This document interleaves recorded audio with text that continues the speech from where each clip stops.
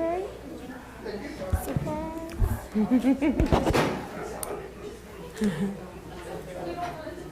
Thank you.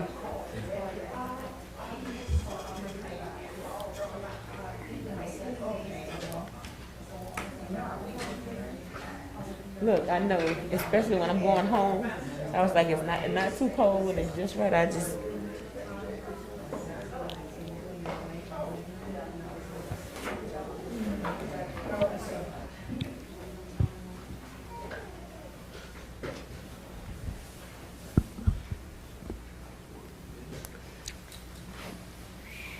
Roller coaster, man.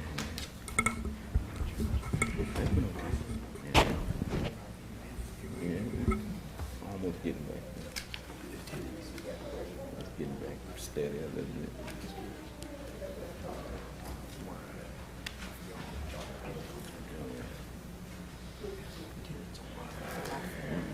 It's still about the same. To me, I got more. I don't know what you do.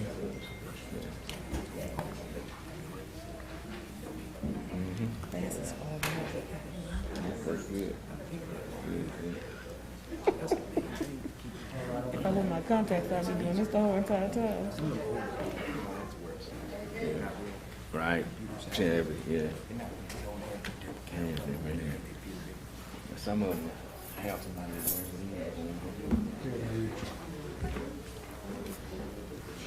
but it's been working out pretty good. Pretty good.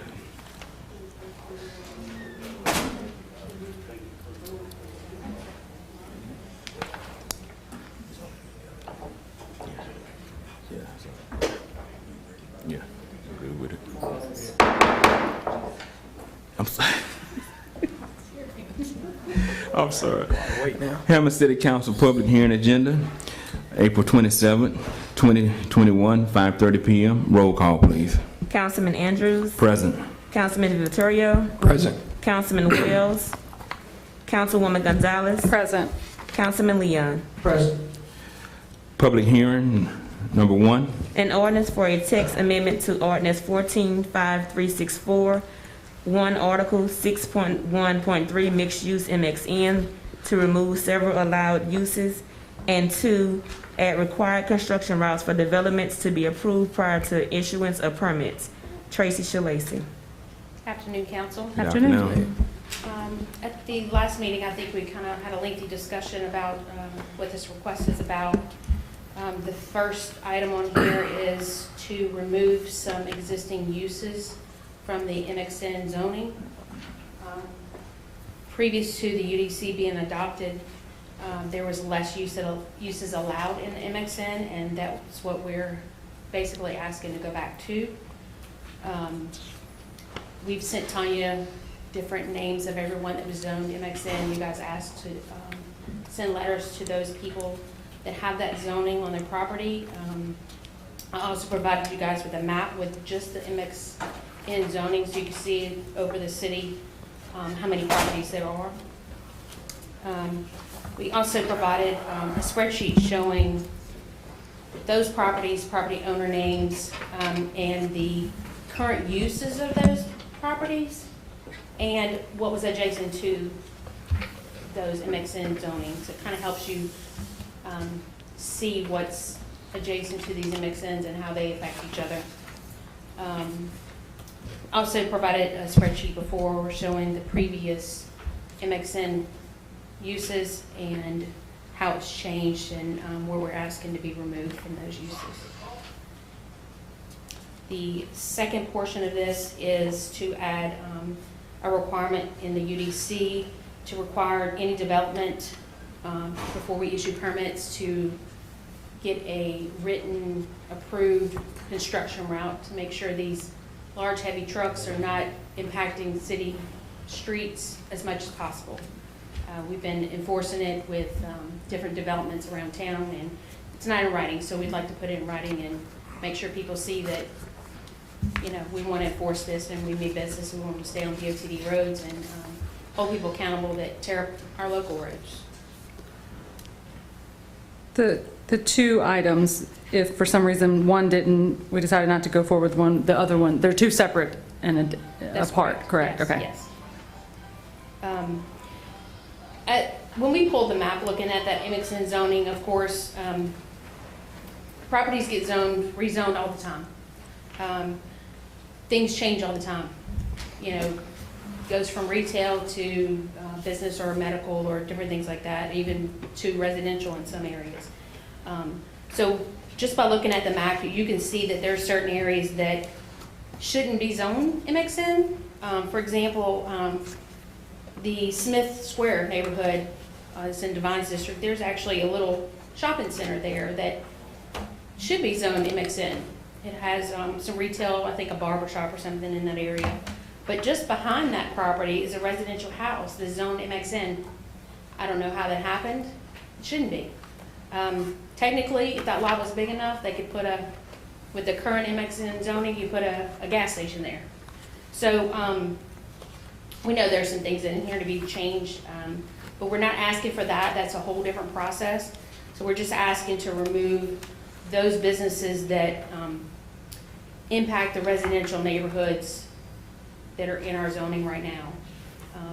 The goal is to make sure residents can come home and enjoy their home and still have businesses in the area. You know, the ideal thing is to work and live in the neighborhood.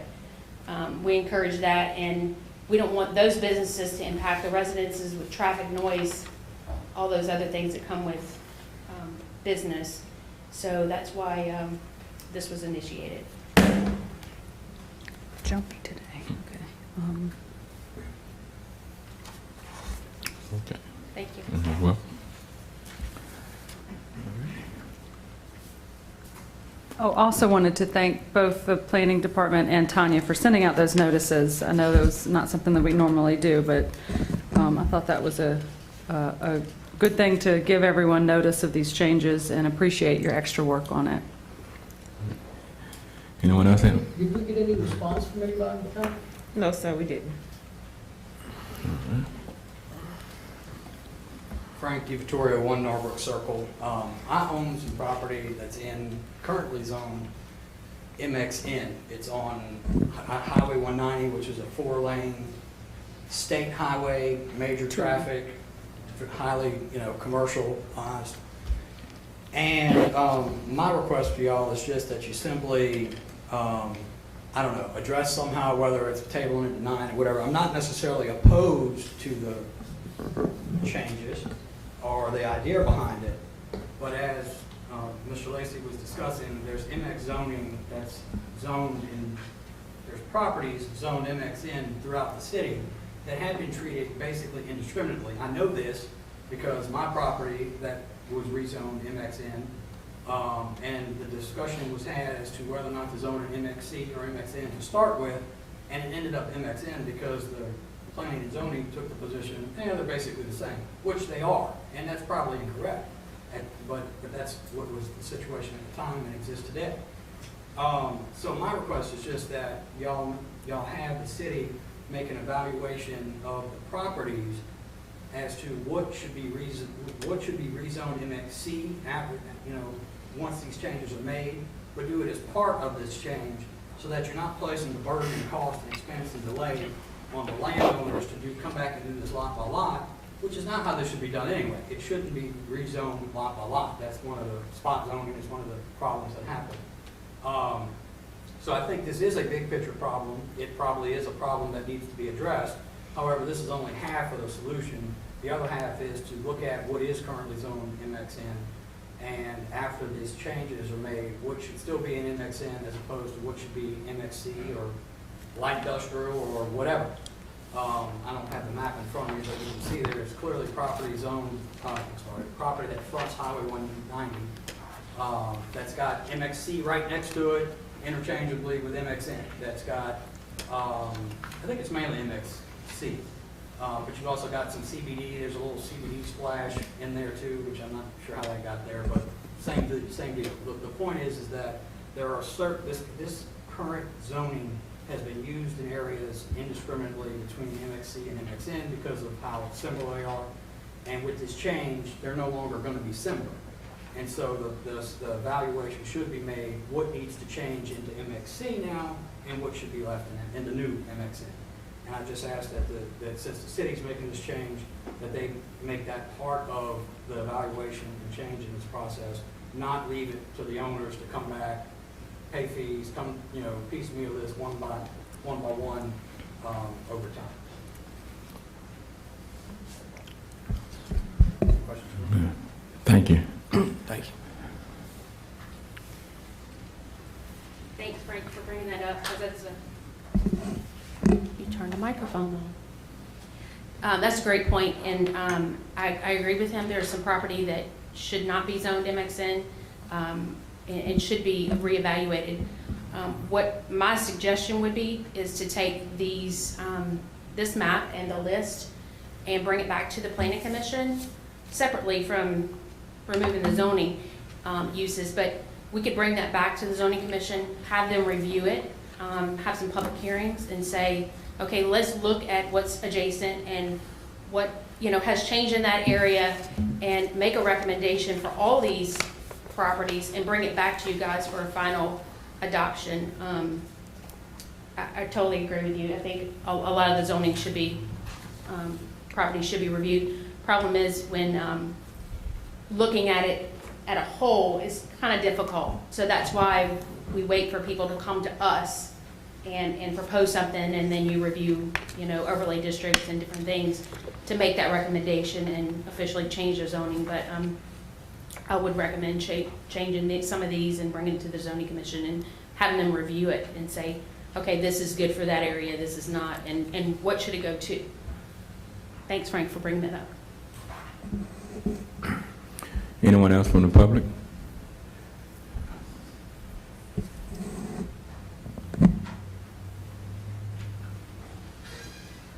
Greg Drude, 111 North Oak Street.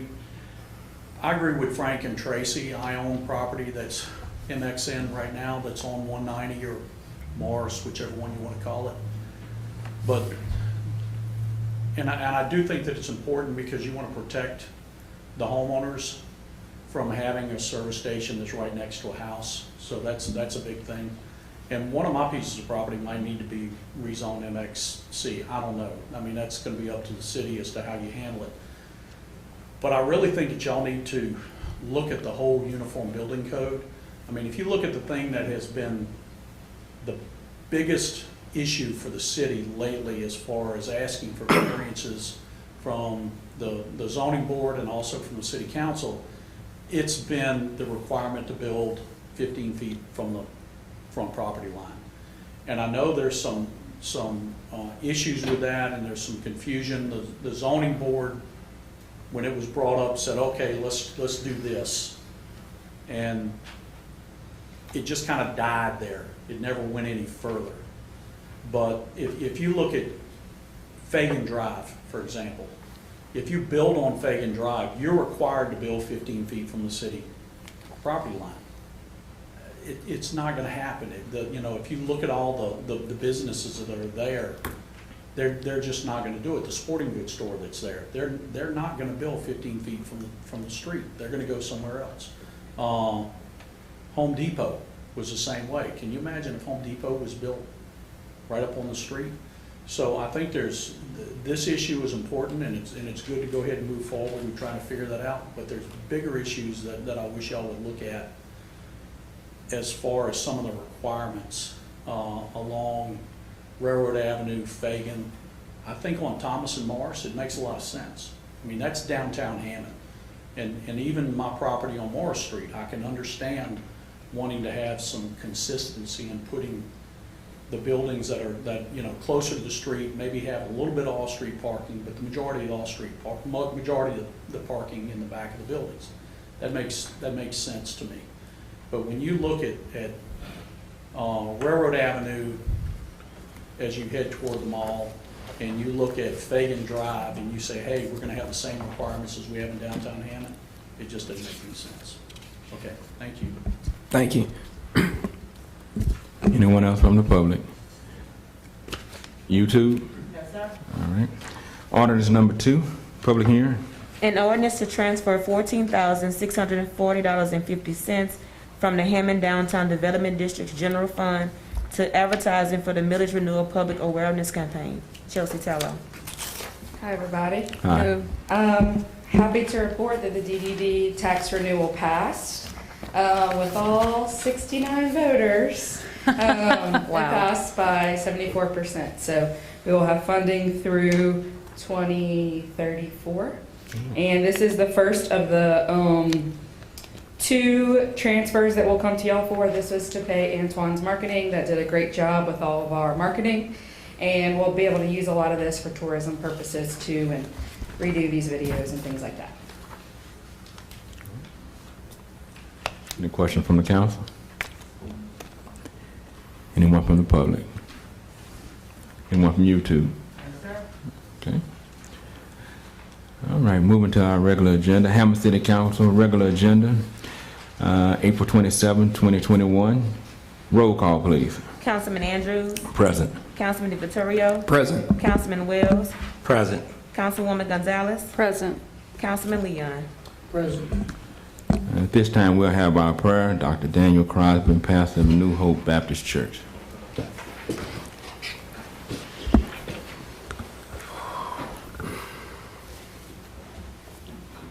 Let us pray. Heavenly Father, we pray for unity in this meeting tonight. In our hearts, we plan our course, but we pray that you will establish our steps. We have come together as a group united in passion and purpose. Come and help us maintain unity as we discuss certain matters. We pray for open hearts and minds tonight that will provoke and accept better ideas.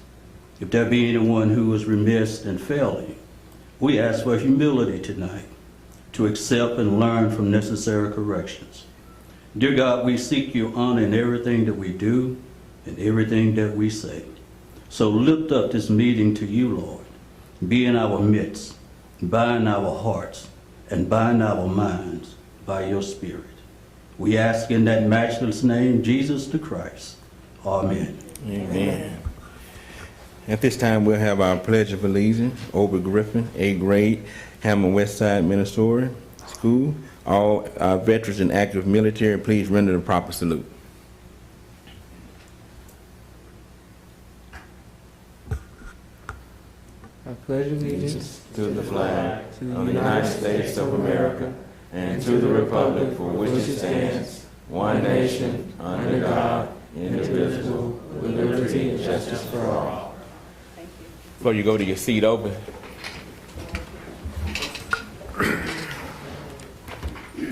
Here's a certificate for you. Lunch on us one day whenever you decide to use it. All right. Right. Moving right into our council, to reports. Mayor? Chelsea, congratulations on that tax passage.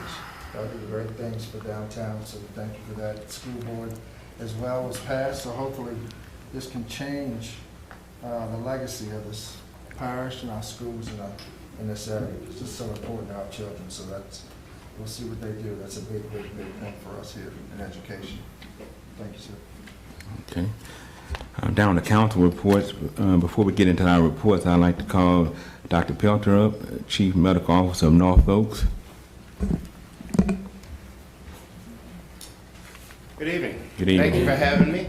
Welcome. I had the pleasure of meeting with Councilman Andrews and some of the local pastors just a few weekends ago to talk about our COVID issue here in town and talk a little bit about vaccines. So I do appreciate the time. I do have a slideshow up here. I have a handful of slides I'd like to go to give you an update. Is there a light switch that you guys can see this? I know it's difficult to see right now with the afternoon sun.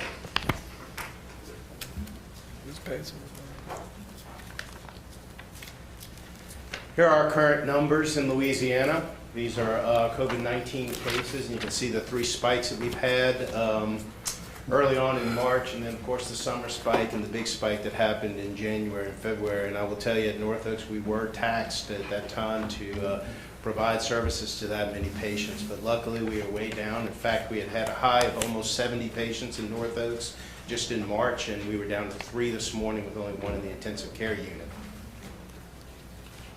I want to show you a couple of pictures of what's going on in the country right now. This is this past month. You can see the date at the top. This is new cases per 100K by by parish or county and the rest of the state. And so I want you to notice that this was a month ago, this was 2 months ago, and this was 3 months ago.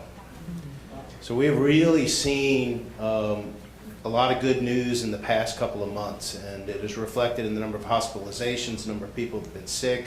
We did 33 tests this morning, 0 were positive at North Oak, so we do look good. If you guys didn't have a chance, the governor was on at 3:30 today, and the mask mandate has been lifted for the state, with the exception of K through 12 schools, colleges, universities, your medical, anything licensed through the state Department of Health. So hospitals, you're still required to wear a mask in, which is important to make sure we're not spreading to our most vulnerable patients. Government buildings as well. I do want to point out that this was a month ago, and this is this month. And the Northeast is still, they're going the wrong way right now. So this is not over. I think a lot of people see mask mandates go, and they think we're over the hump, but it is not over. We still have a while before we beat this. Let's move to vaccines real quick. Vaccines do work. What you're seeing here is one of the early studies with lots of people. Those that were not vaccinated that got COVID after, those people that had at least one vaccine, and then the fully vaccinated people. And we know this. In fact, Dr. Cantor today at the press conference said that of the people that are vaccinated, the percentage of people who have been hospitalized after are 0.0002%. So vaccines work. This is just another shot of the difference between people who got the placebo vaccines and those who didn't in their incidence of COVID. These are your 4 vaccines that are currently available, only 3 in the United States right now. They are all a little bit different. They all have different efficacies. I think we've all become pretty familiar with them, but what continues to remain true is what Dr. Cantor talked about. This was their studies, their early studies. Nothing's 100%, right? But that 0.002%, that's pretty impressive. Vaccines do work. This is Region 9, Tangipahoa Parish. I showed this at that pastor's meeting, and what I want to point out is, it's a busy slide. I'm sorry I don't have a laser pointer with me. Cases, deaths, vaccination started, and vaccinated complete. What's important is that dashed line that goes up and down. So you have African American, you have white, and you have other races. And the dashed line going down is the percent in our population. So for example, in the African American community, the number of cases exceeded their percent in the population. So they contracted the disease a little bit higher than white individuals did. Their deaths were a little bit less. Of course, these are small numbers in Tangipahoa Parish, but this is pretty true of the state and the nation. The concern is our vaccinations initiated in this very vulnerable group. We failed, which is one of the reasons I was at that meeting, to kind of dispel some of the issues and the myths that are out there about the vaccines, and I'm certainly going to take questions in a second about any of those, but we need to reach out to those groups that need to be vaccinated. So we still have plenty ways to go. In Tangipahoa Parish, in Region 9, I should say, I don't know the numbers for Tangipahoa Parish, we're about 23% vaccinated, fully vaccinated at this point. To get to herd immunity, we need to be somewhere about 70, 75, even maybe 80%, depending on the variant that becomes predominant in the area. Why we are concentrating on some of our other races, especially our African American races, this is a graph put out by the CDC. You have cases, hospitalizations, and deaths. This is compared to whites, okay? So if you look at that third row there, African Americans, they're 2.6 times higher likelihood to contract it. They are 4.7 times higher to be hospitalized, and more than double the rate of death. CBS poll that came out just a couple of days ago, when people are asked about the vaccine, are you going to get it? Yes, maybe, and no. Anybody who follows the singer-songwriter Jack Johnson knows his line says, seems to me that maybe pretty much always means no. May be true in this case, I don't know, but I'm worried that if we only get about 60% of the population vaccinated, we will be dealing with this for years and years. Why? People are worried about it being untested. We certainly, I'm not here to convince people to get it one way or the other. They need to look at the evidence.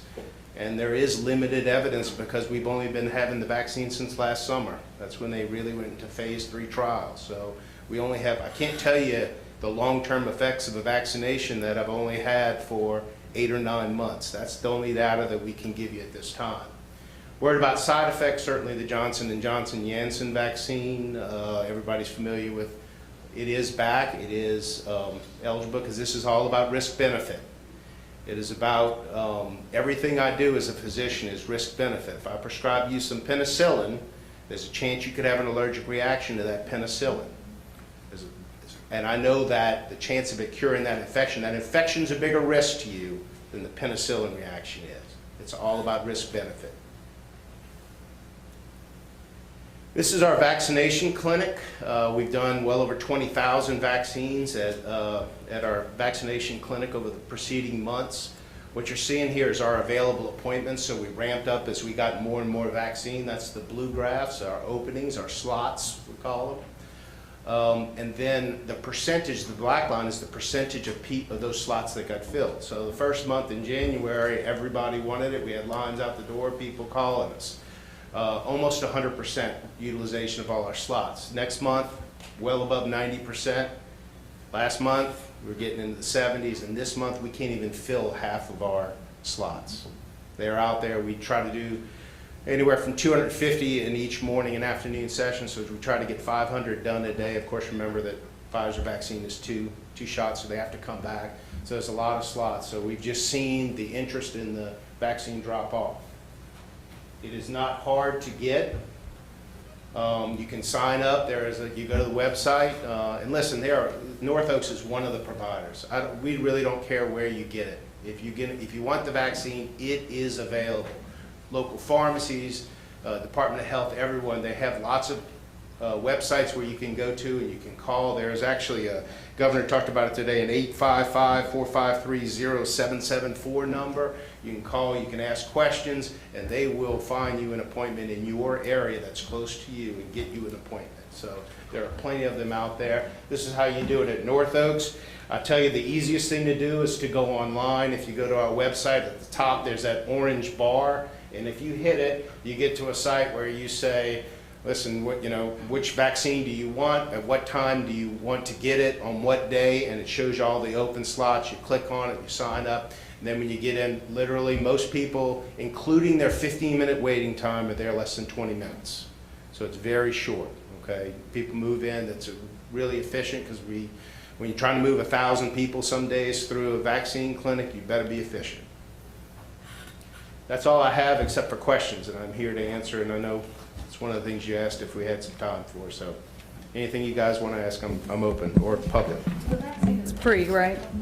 Vaccine is absolutely free. Okay, just want to put that out there.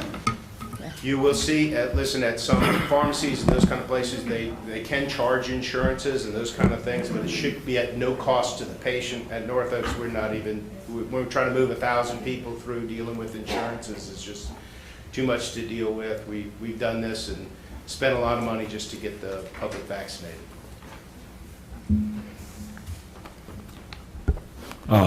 Doc, I want to tell you thank you. I hear a voice and I can't see. Oh, I'm right here. Okay. Yeah, a lot of them don't see me, Doc. Yeah.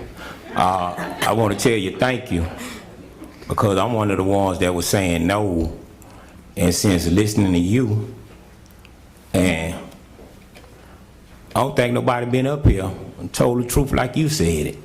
And you said the people don't necessarily have to go to Norfolk. Just go get it. And you're not pushing them to get it, and you're not telling them not to get it. But I was one of the ones that said no. But after you got through talking, I'm going to stick with maybe right now. And I want to tell you thank you. I appreciate you. Yeah, and listen, there's a lot of stuff on the internet. Go to reputable sites, get your information. Again, I'm not telling people this is America where you choose what you're going to put in your body. But have the facts. What you hear and see on the internet sometimes doesn't tell you the truth. So go to reputable places. Don't read Facebook and have somebody tell you they heard this from their mother's cousin and those kind of things. Go to the CDC website. Go to some of those places. I know sometimes there's some mistrust in the government. That stuff is scientifically based, and you can go and find the references and look them up yourself. And so know that not getting the vaccine is also a risk. If you want to take that risk, that's your call. But remember, sometimes when you take that risk, you are also taking the risk for others, including maybe bringing it home to a grandparent unintentionally. That's where we've lost people. So I will always promote, I think it's part of citizenship to stand up and do things sometimes that put yourself at risk for others. And so everybody's got to make that decision for themselves, but you know, the risk of COVID is out there, and the long-term risk of COVID, even if you're one of the groups that will probably survive, we don't know if the vaccine will cause harm, but we sure know that COVID is causing harm. So weigh those two things and make your own personal decisions. Thank you. Thank you.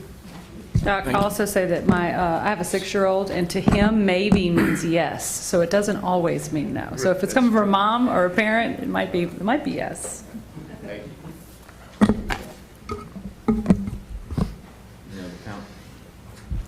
Yeah. Any other council reports? No, I just want to say thank you, Kip. Once again, you knocked it out the ballpark by having Doc come in here speaking. And that's what we should have been doing this here much earlier. You know, that's for the public being aware and hearing it from a doctor, a local doctor in our area. So I want to tell you thank you for not only being concerned about the community, but being concerned about Tangipahoa Parish as a whole. Thank you, President Kip. I just want to recognize Denver Mudd, who's president of Woodbridge, and they had their HOA meeting this past Saturday. I want to thank Chief Bergeron for coming out and talking to the group, and it was a great meeting in Denver, and the fact that all of our areas, that people get together, whether it's an HOA or just, I know Carly does things, I know Devon reaches out. The more communication we can have with the citizens of Hammond, the better we all want to be for it. So I appreciate your efforts, Denver, and thank you very much. Thank you very much. And also I'd like to recognize Chris Hammonds is the new rep for energy, and she came today, and welcome to Hammond, and good luck. Any other council reports? Yeah, I do. This time I'm gonna take my mask off. We had a problem at the sheriff's office, and I want to tell Daniel Edwards, thank you for making a wrong back right. And I wish everybody in leadership, if you or one of your staff members do something wrong, you look and see what you can do as a leader, because all of us up here supposed to be leaders. And when I do something wrong, I will be the first one to sit there and let you know I made a mistake or I said the wrong thing. So I definitely, in my community, we say shout out. I want to give Daniel Edwards a big shout out for making a wrong back right. Thank you to Daniel Edwards. And today, I got a lot going on, and I didn't bring no notes with me. I didn't do nothing, because I say, dealing with the city, they want you to be not prepared. And you're going to see, as this meeting go on, what I'm talking about. And it's not good. I'm talking about as a whole. And I mean it. When the councilmen come up here, the mayor, Lacey, Andre, Tanya, all of us supposed to be prepared for a meeting. And the pastor, he know. He don't just get up and preach. He have to pray about it and be prepared when he do a sermon. And that's what I do. I don't just come up here today and grab this here stuff and come up here and try to talk about it. From the time they put it on the agenda, I start looking it up. I don't do it by myself. God knows. I got good help. from black to white, lawyers, engineers, anybody I need help from, I can call them and they can explain it to me. And I say, and that's what all of us need, because if I come up here and vote on something, it could affect 10 of you all. It could affect 100 of them. So I want to make sure that the mistakes that I made in the past, coming up here voting, that God knows, I said I'd never do it again. And so now, I'ma always prepare myself. And today, I'm a disservice to my community, because you know why? Because I was so mad. I said, I'm not gonna say nothing, I'm not gonna do nothing. But you know what? Those people elected me for a reason. They didn't elect me to come up here and be quiet and look like a clown and don't say nothing. And that's what we've been having going on in the past. And so my district, the city of Hammond, they need us. And I'm saying it for everybody to hear, that the city, we need to do a better job on how we do things. And the councilman, we darn sure need to do a better job on how we do things. And I can sit here and say I'm number one. It's a lot of things I don't do right. But I tell you what, I'm gonna fight for my community. I'm gonna fight for Hammond.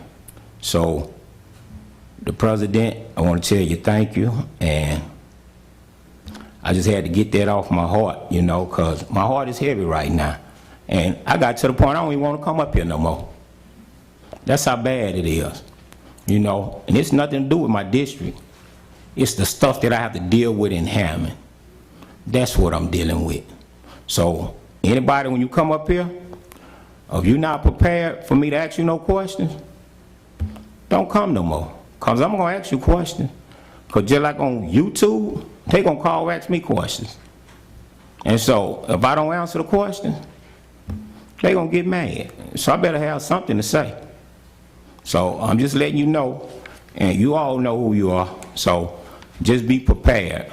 And I didn't bring no notes, but you better be prepared to answer some questions, because guess what? From this point on, the citizen gonna always know what I stand for and what I mean. This last minute things that's coming up, the city gonna know, because I'm gonna talk about it. My community know. Everything goes on, I go back and tell them. And I say, you can always look at it on YouTube and see it for yourself. Thank you, President.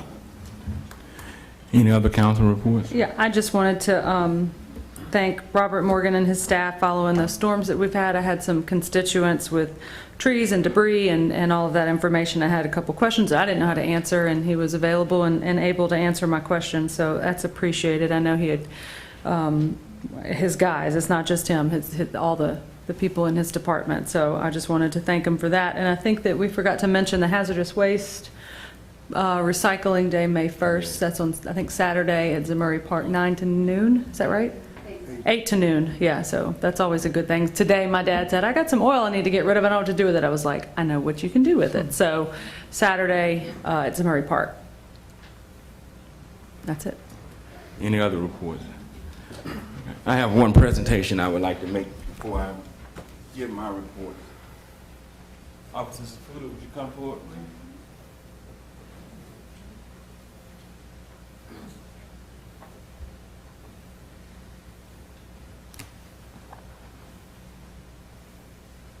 This is a certificate of appreciation presented to Hannah Safuda, the 2020 Officer of the Year.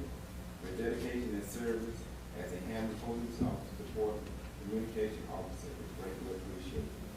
Given to you this day, the Honorable Triple Andrews, Councilman of District 1, April 27, 2021.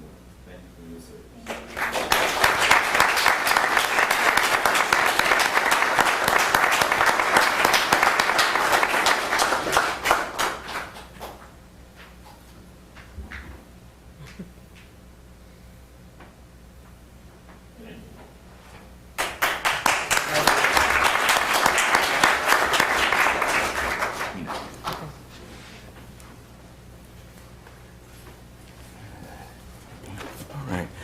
Moving right along, try to speed through some of this right quick.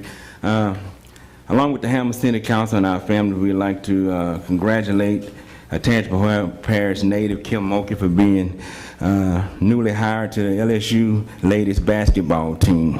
So we got somebody from home leading the Tigers girl team.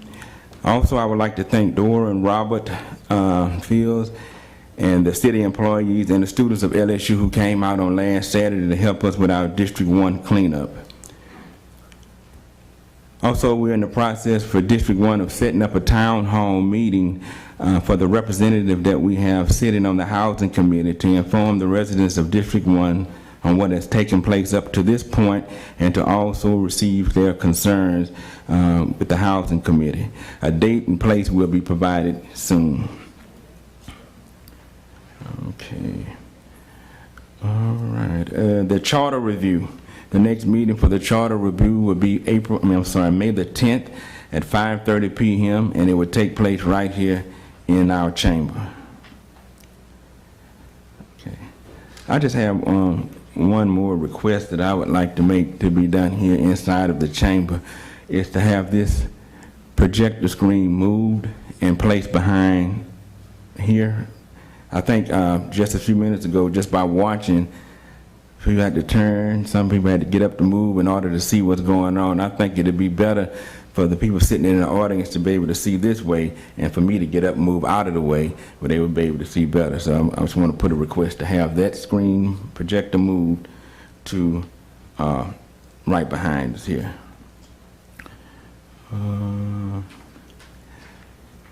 Any update, Lacey, on human resources and the financial director position? We've screened applicants and we're trying to set times for interviews. Okay. And any update on the railroad spur cars contract? Yes. So Home Depot, we have an agreement with them, and that's in the process of being signed. Graham Packaging, I've communicated with them, and that's routed up to their corporate headquarters in Pennsylvania, and I've communicated with their corporate counsel. They're having a telephone conference call with their folks to get back to us, so I expect that to be back very soon. All of those are going to have effective dates of February 1st. Okay. All right. We did have Tom Hogan on our agenda. He called before the meeting to ask to be removed, and I removed him off, and he will be coming back at a later date. Okay. In closing, in my last comment, just like all of my colleagues that sit up here, we take our job very seriously. I know that I take home day and night, getting up day and night in the morning, the concerns of the citizens of District 1, and not only the citizens of District 1 across the city, their concerns as well. And sometimes it could be a burden, but I understand that the job that I was called to carry the burden, and I know who's with me on this. Devon always tell me to make sure, he said, you know you're a preacher, make sure you pray all the time. So I try to pray all the time, all the time, to make sure that it's not me sitting up here, it's him. And so, I try to carry that with me. But in closing, I just want to bring one thing out, and it's called respect. Respect. I sit up here, I never disrespect anybody, never get out of character, never raise my voice, because it's all about respect. Everybody want to be treated with dignity and respect. And that's one thing that we need to keep in mind when we're here in these meetings, to have respect for one another. We have to respect one another, we have to communicate with one another a whole lot better. A whole lot better. I know that we will not agree on everything, but that's life. But we will respect one another in here. I know everyone here has their heart and soul in representing your district. And I'm asking that we come together, and the administration and the council, and rise above and move ahead to make Hammond the best city in the state of Louisiana. It's going to take us to work together in order to get that done. How the teachers used to tell me, there's no such thing as no big eyes and no little you. We have to all work together in order to get that done. And that comes back to respecting one another and communicating with one another.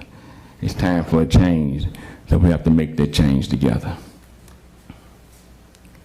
Moving on to the next item on the agenda, I need to get a motion for our minute for March 23rd, 2020. I make a motion to approve. Second. Councilman Andrews. Aye. Councilman DiVittorio. Aye. Councilman Wells. Aye. Councilwoman Gonzalez. Aye. Councilman Leon. Aye.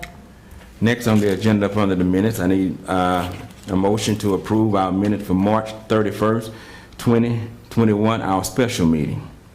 So moved. Second. Councilman Andrews. Aye. Councilman DiVittorio. Aye. Councilman Wells. Aye. Councilwoman Gonzalez. Aye. Councilman Leon. Aye.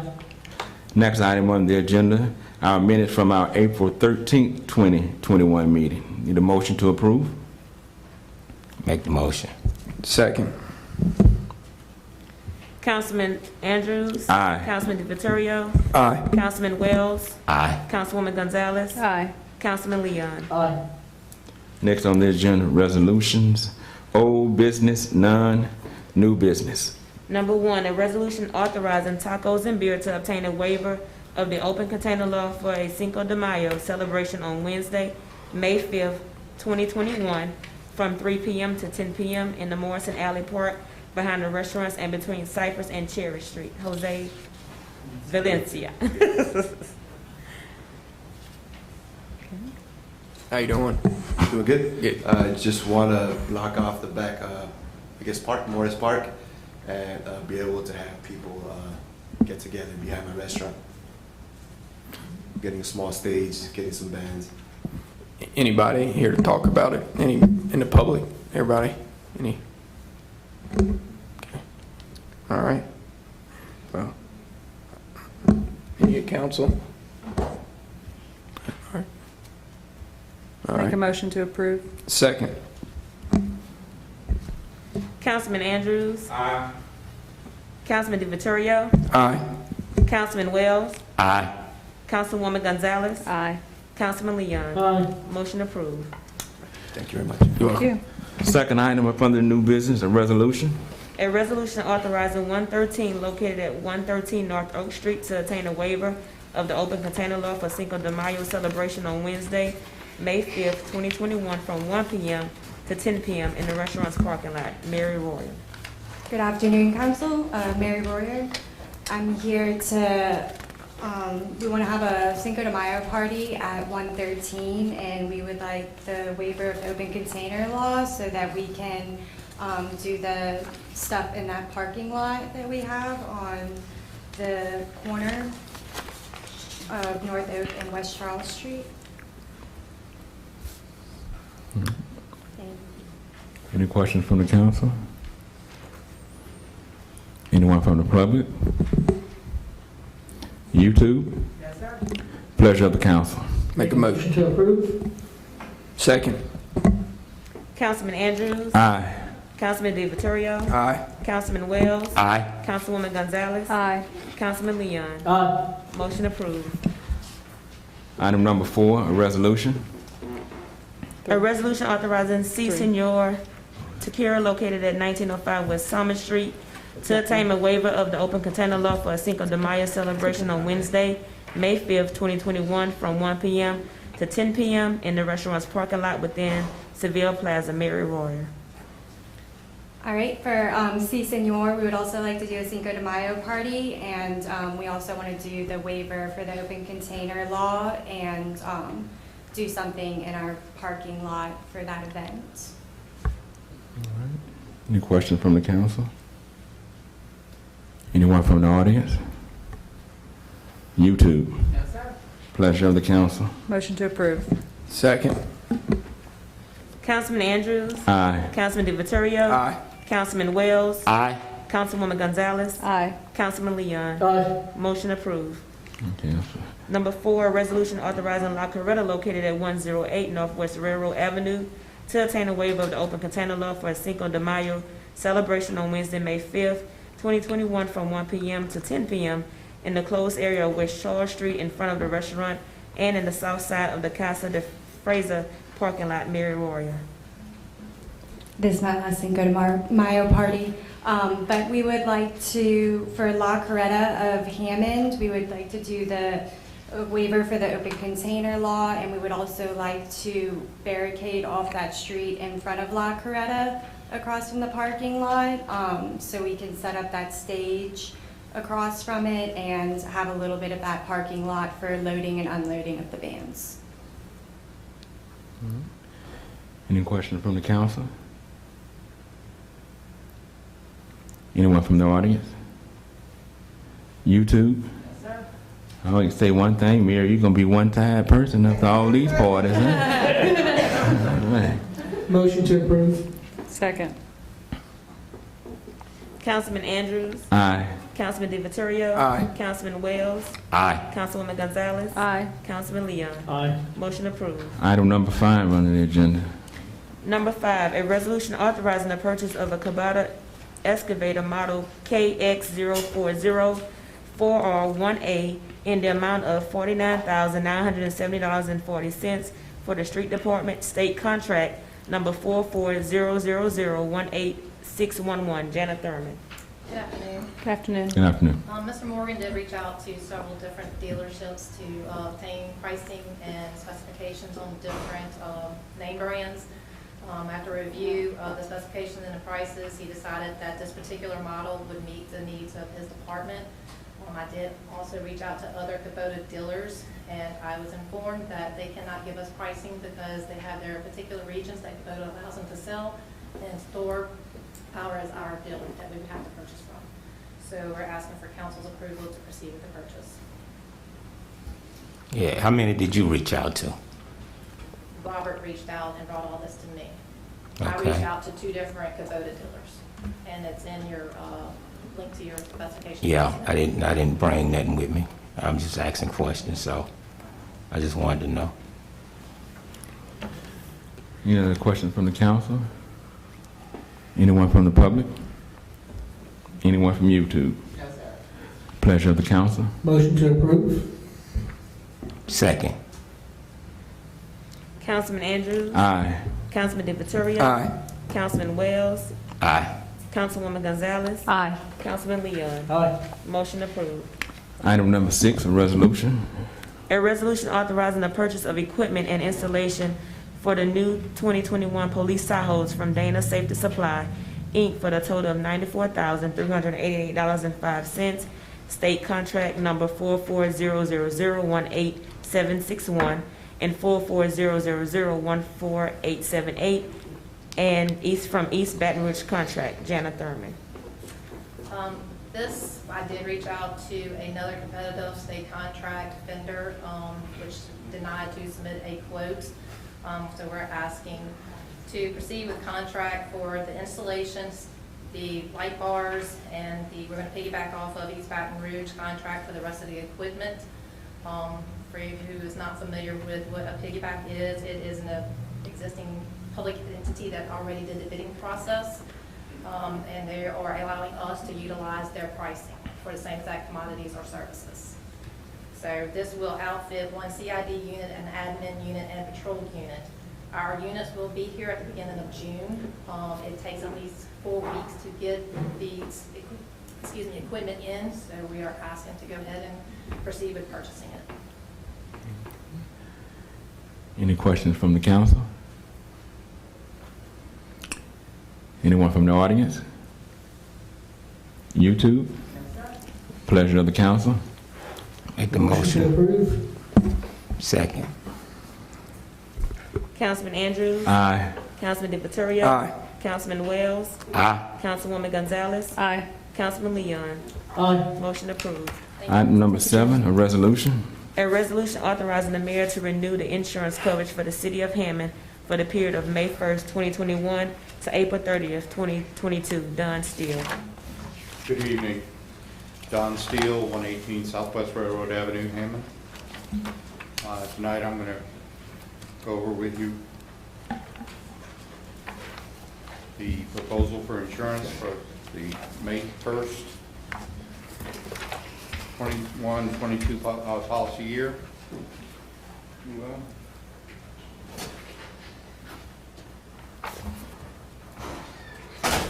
This year, we again propose the Travelers Insurance Company commercial package policy.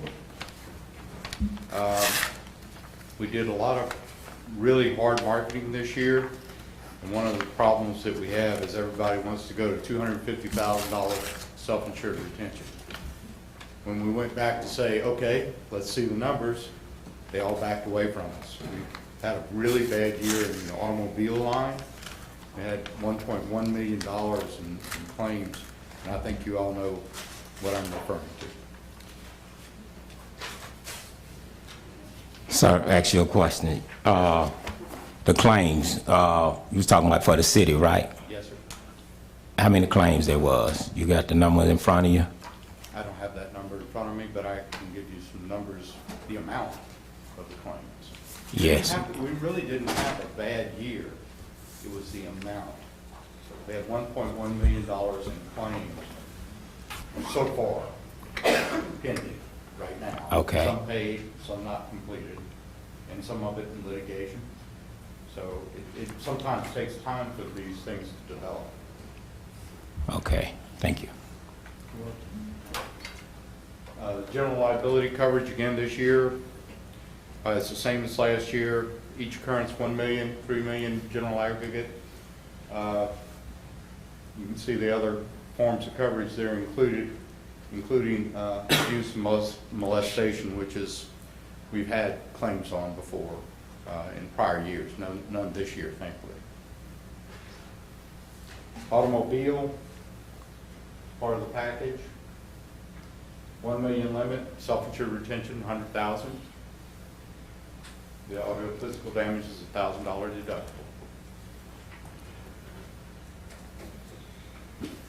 Public officials, errors and omissions. Again, 1 million limit with 3 million general aggregate.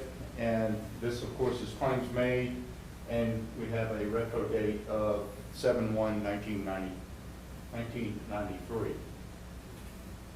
So,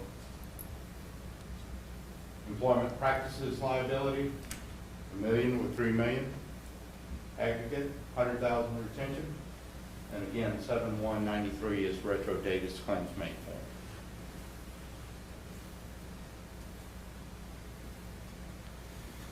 Law enforcement liability, 1 million with 3 million, $100,000 self-insured retention. It's occurrence form, which is unusual. Usually that is going to be a claims made, but we still have it on an occurrence form. You were asking questions about losses. This gives you a picture of the loss ratio that we're dealing with. And of course, 2021 is driven by mostly one incident, $1 million claim by itself. So it's unusual to have that happen, but we've had like. Yeah, you need to probably say what it is. State trooper. Yeah. Seems like it's on a trend of increasing since 2017. Yeah. Every year, it seems. We've had some bad years. We had some good years. But you can see what our average is for the 5 years, 478,000, which during those 5 years, your premium actually decreased to under 400,000. Last year it went to 408. This year it's going up again. It's not all just the city of Hammond. A lot of it's the insurance marketplace. A lot of it's COVID and what's happened in the last year. A lot of things go into it. But our experience is what's hurting us, it's harming us at this point. What you mean when you say our experience? Our being the city of Hammond. Okay. The losses that we've had over the past few years. Now, the mayor and director of administration, some of the different department heads meet with me as well as our claims administrator and go through the claims every quarter. and we look at everything that's happened. So it's not like we're not watching everything that goes on. We are. Okay, ask you a question since you're Yes. talking about that. Okay, y'all meet every quarter. What do you recommend? I'm just gonna say if I run into Sam, what do you recommend? What we need to do to kind of stop the claims that'll help the city of Hammond out? Well, you know, a lot of things are being done. The governor signed a bill last year. It really just hasn't grabbed yet. A lot of it's just lawsuits.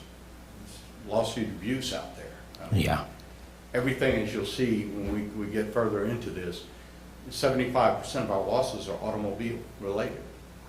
But, you know, we have police and vehicles all over the streets. We have 234 vehicles on the street. I have to look.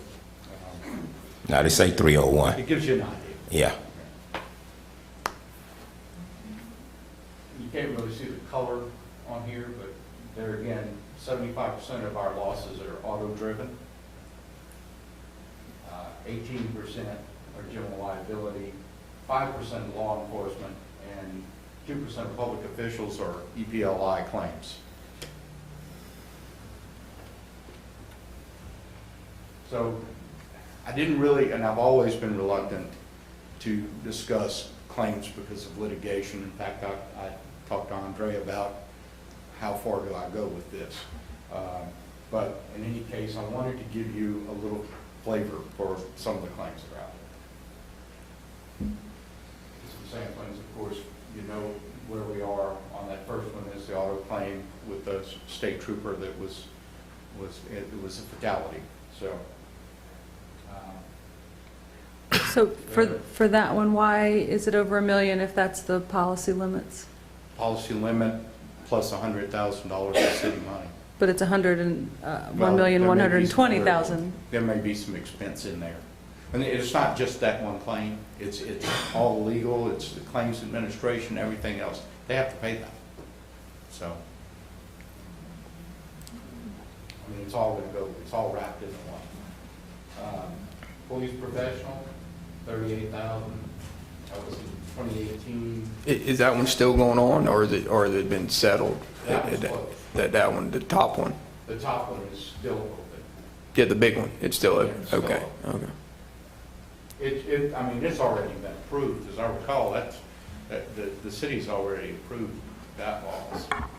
So what happens on that particular one, we have like a self-insured retainage, it's like a deductible, $100,000.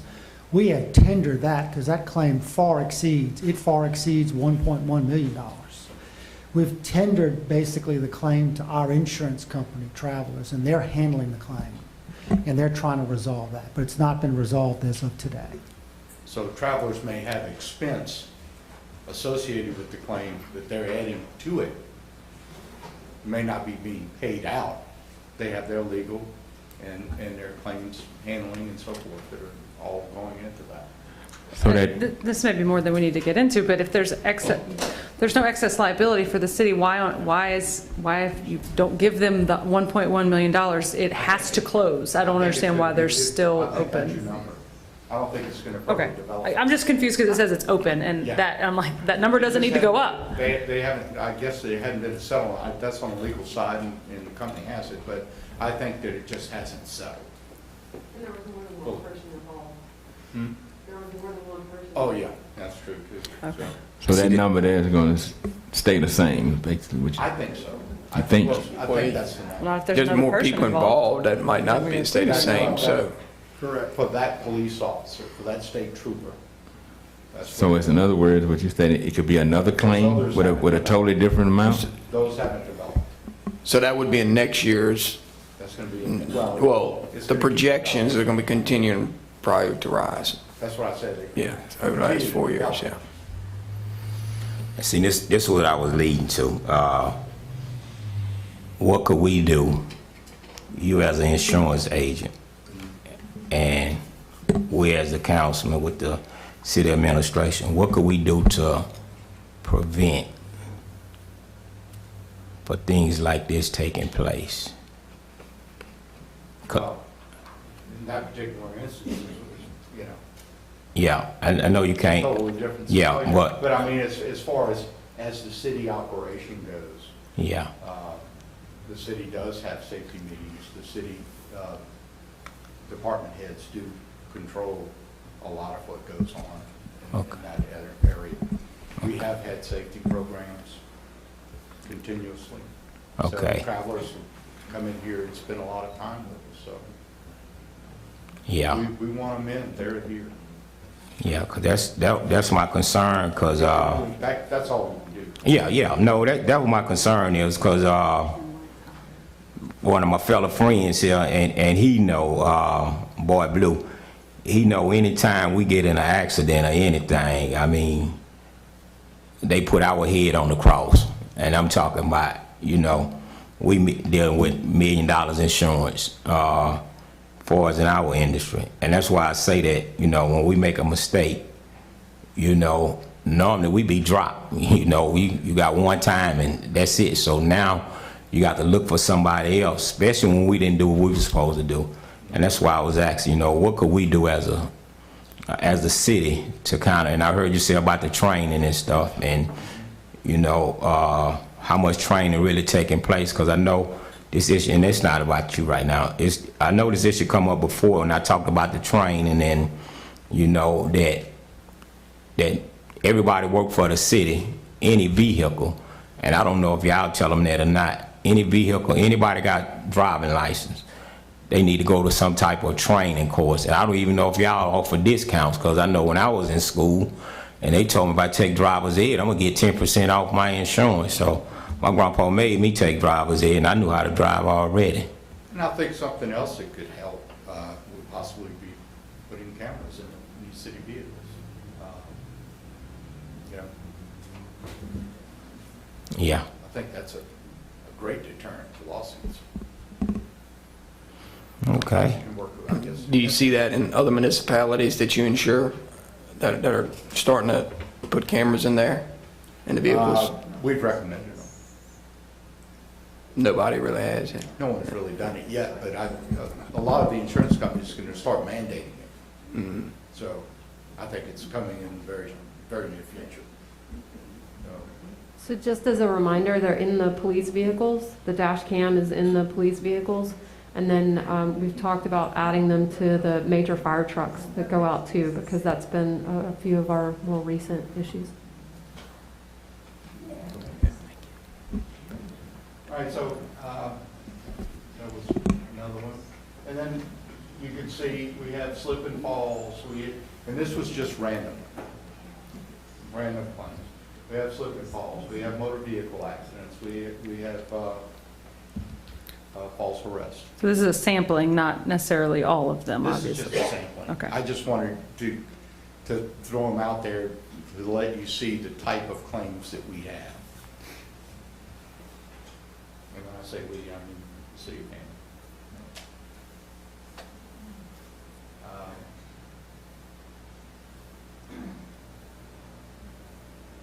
I haven't really quite gotten a good explanation of this closed claim on a struck claimant while occupying a 2005 Kia Sorento in a driveway. But I didn't get a good, clear understanding of that claim. I don't know if y'all recall that. And then talk about Cinco de Mayo. We had hot August nights, and we have an emotional distress hot August nights. So it gives you a sample. And anytime you want more information, I mean, it's out there. Pages and pages of it. Do we need to rethink Cinco de Mayo?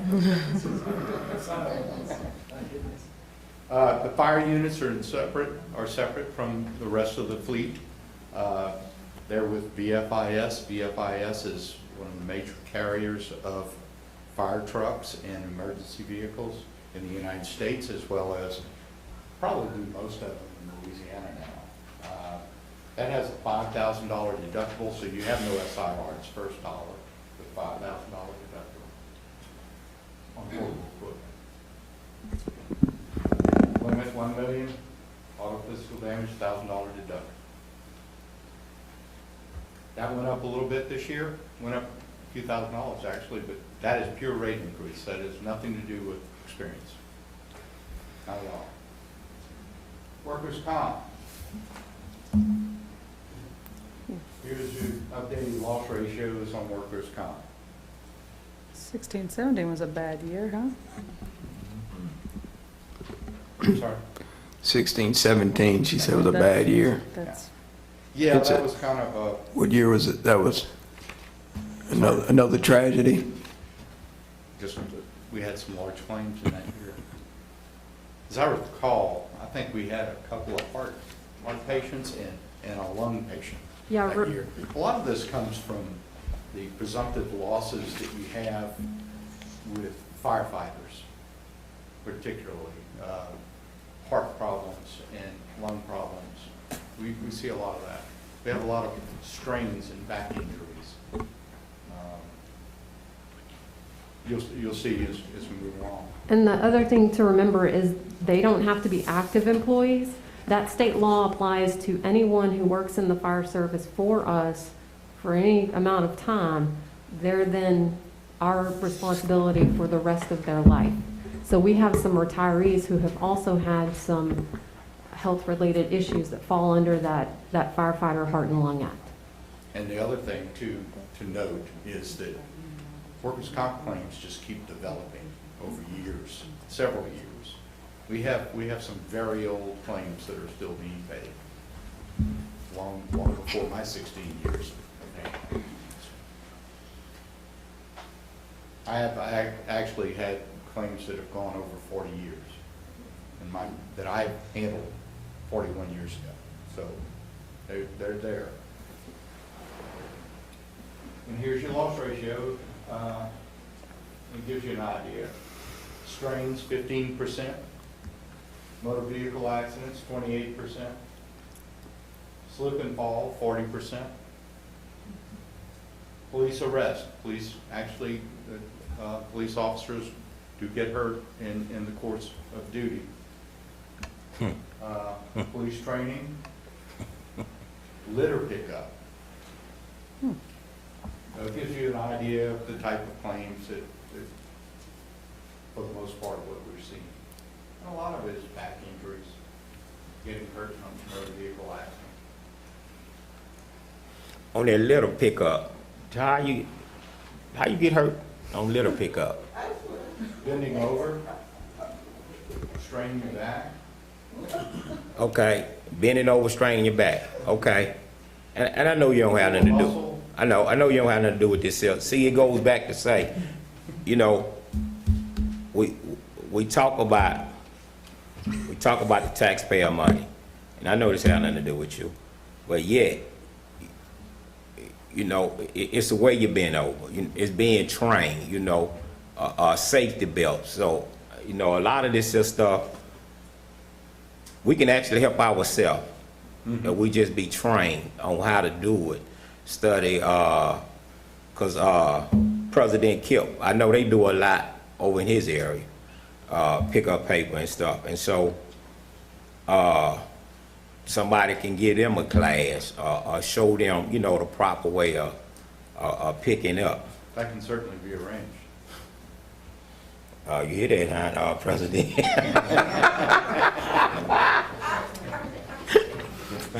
Thank you.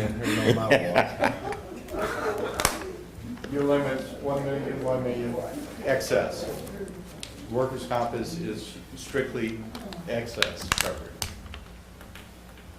Safety National is our current carrier for our excess workers' comp.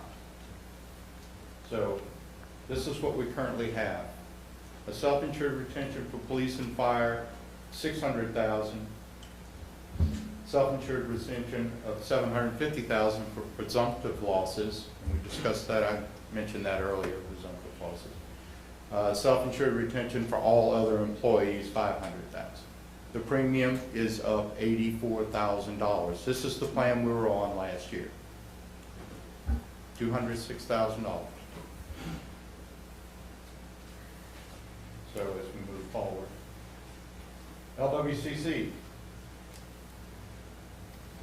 we've gotten LWCC to give us indications in the past. This year, I pushed it real hard, and we ended up with a pure quotation of 1.299 million.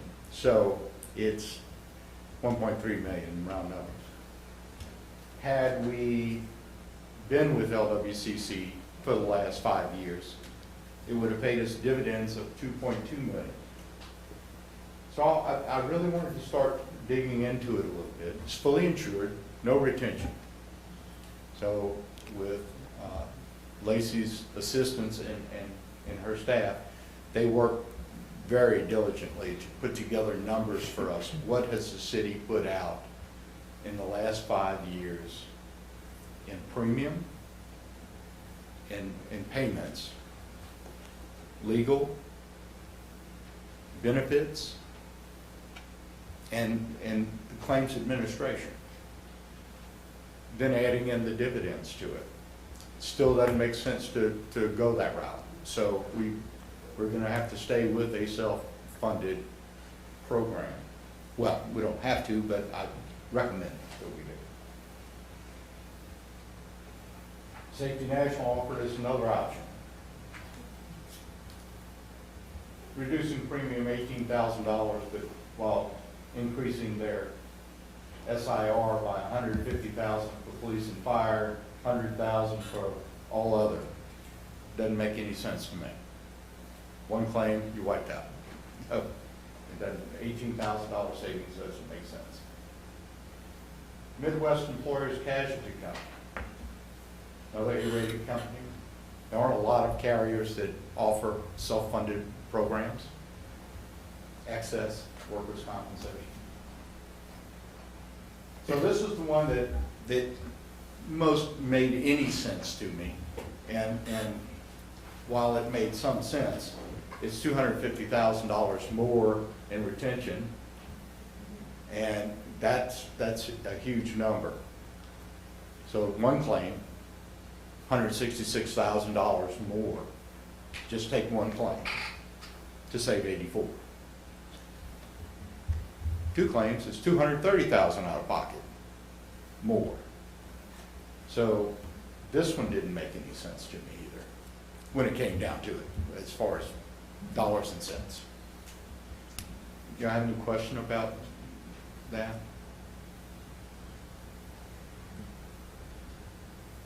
Midwest came in with other quotes, $1 million self-funded. They increased it SIR by $400,000. None of this made any sense to even consider. Another one, $850,000. I can tell you that from everything I'm reading in the industry and the way these excess workers' comp programs are going, we will see a higher deductible in the future. This may be our last year at the levels that we are in. So I want y'all to be prepared. Airport liability, American Alternative Insurance Company. We have $10 million each occurrence, and $5 million hangar keepers limit. Has all the bells and whistles. Takes care of our airport. And how many claims actually come from the airport? I don't think that we've had probably 3 to 4 claims in 16 years. Doesn't mean it won't happen. Yeah. We've had people claim that their plane was messed up by the city and that kind of stuff. But I don't think we paid anything on this.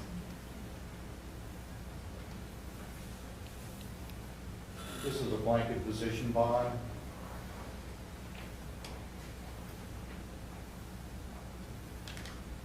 And then we have a revenue supervisor's bond. Laura's now the revenue supervisor. Commercial property, if there is a bright side to what I came out with tonight, we have close to $29 million in replacement cost. We have equipment of $580,000, $2,500 deductible. Beauty of this program, is United Fire Insurance Company. This is the first time they quoted it for us. This is after 5 storms hit mainland U.S. and the Gulf side. Premium is down.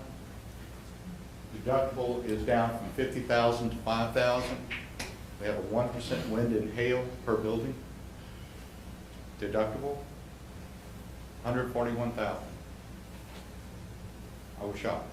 I was happy about it. It's the only bright spot we've got on it. CNA Insurance Company quoted our renewal. They've been on the property for many years. They were at $168,000, but they still maintain their $50,000 deductible per building. So that one didn't make the cut.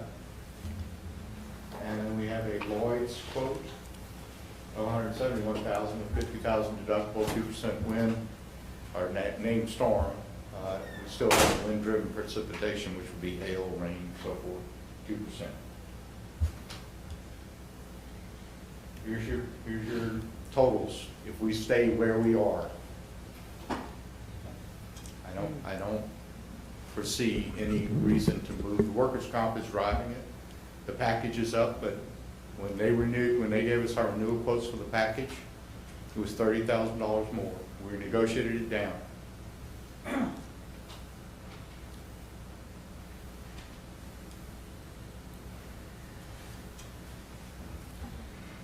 I'll throw some things out for you,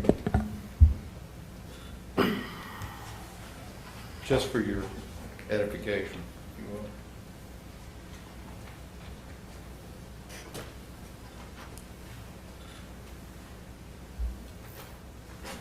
Thank you.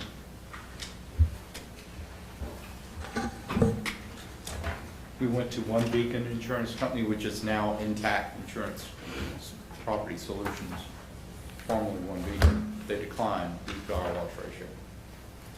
Went to Munich Re, declined due to our loss ratio. American Alternative Insurance Company said that with a favorable loss ratio, they would look at us, but they would want a $250,000 SIR. Elucid Insurance Company wouldn't pursue us. Safety National does property casualty as well as workers' comp. They weren't interested in quoting it.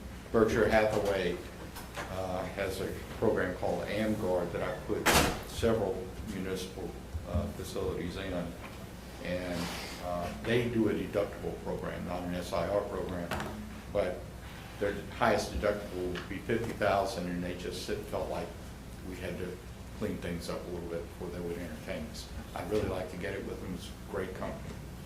Princeton Surplus was on us, on the city of Hammond, 2005, 6, probably through 2010. They turned us down, and then we went to a Lloyd's program. The other interesting fact, and I don't want to bore you, but I find it interesting anyway, is the average premium for the city of Hammond over 15 years is $446,528. That's the average. So our premium isn't, even though it went up $32,000, I think, it is still not without, it's just not as high as we've had before in prior years. 2008, it was $586,000 for the package. So we've had years where we've dealt with that.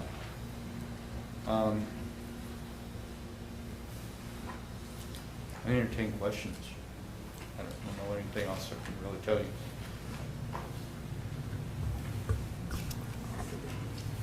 Yeah, I have a question.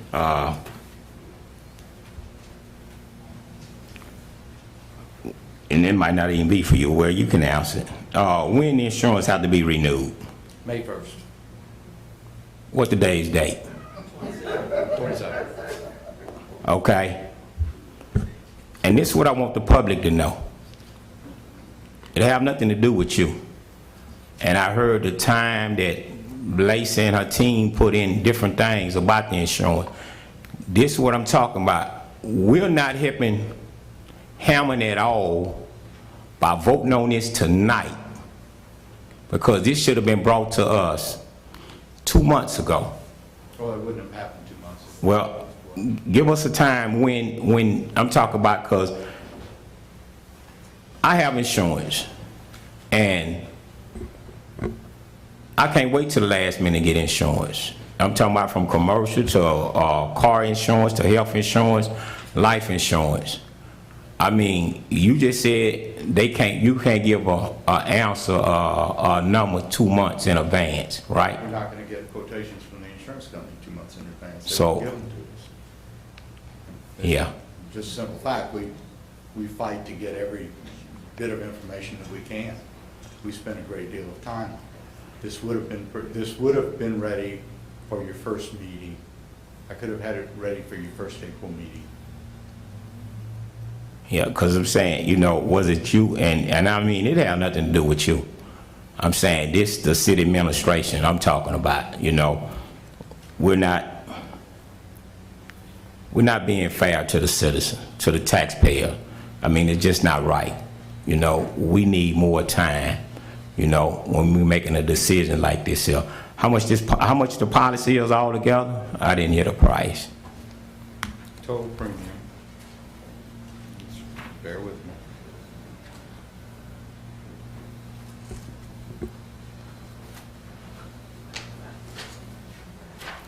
Total premium, $877,158.09. Okay. So now we about to make a $800,000 decision. And this is what the taxpayer need to be aware of. Watch how fast this take place. But I'm gonna tell you something. If it was not just the city, you know, I notice a lot of people do this. If it was a $5,000 question, you'll get 1,000 questions on a $5,000 paying a bill, but a $800,000. Watch how fast we vote on this. Thank you. It's nothing to do with you. It's strictly the administration. You made a comment about you could have had it April 1st. What was the delay on that? No, I probably could have had it April April 15th. 15th. For your first. Is that typical? Are you just going to take about? Well, I wanted y'all to have the time to review. Before. You said companies, underwriters, I guess, don't get back to y'all, 2 months in advance. So many other things that are going on in the United States of America today. Insurance companies don't have people working in offices. They have them working, 90% of them are working from their homes. And it's pretty difficult to get things. People return calls and get things done. But they're not going to give out their numbers early. They don't do it. I think you could ask almost any insurance agent and find that to be the case, especially something substantial. But we could have had it ready for the first meeting. But I wanted y'all to have it by April 15th.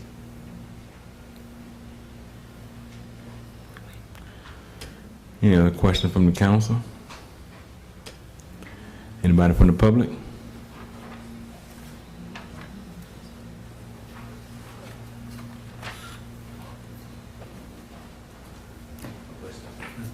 Patrick Strahan, 19480 Dr. John Lambert Drive. So the insurance piece, and I understand what you're saying. I have to look at quotes. I actually just got $1 million quote, so I understand that. But you mentioned, and Devon mentioned this about training and those type of things that go into that. So typically, part of insurance packages and the things that kind of come with that, most people don't use it. Most people never log on to the website. Now it's a city of Hammond, so it's slightly different, but there's a ton of training information that's in there. There's a ton of breakdowns on how X, Y, and Z should happen, from safe lifting to, especially from a workman's comp piece, which is a massive driver of our insurance premiums, right? So I guess for the city, would there be a way to implement that training, to use the resources that are there for you and your team to come on board, if that hasn't happened already? I don't know. So maybe it has happened. For citizens to be, or city councilmen, citizens, whatever, whoever's helping with litter patrol or helping with parks or helping with that, would that be something that can be offered to the city that can be unpacked, dove into, to ensure that proper training is happening for city employees, to ensure, if you will, even mandated training that's happening for city employees. I don't know if there is online-based training that's out there that we require to happen or whatever, but is that something that I guess we can look at? Or I guess the question to you, is that something that's there and available through these different agencies that are being represented? But again, it comes to the point of using that. Maybe we have. You can watch 15 training videos on something and have a demo and still twist your back wrong. But that's just a thought on that. And then I guess a question is, all of that available? Is that out there in the insurance world that you guys have to provide for, whether it's officers, firemen, et cetera, anyone that's working on the city, for the city period? Most of it right now is online, because they still aren't allowing their people out. But yes, to answer your question, it is available. We have done it.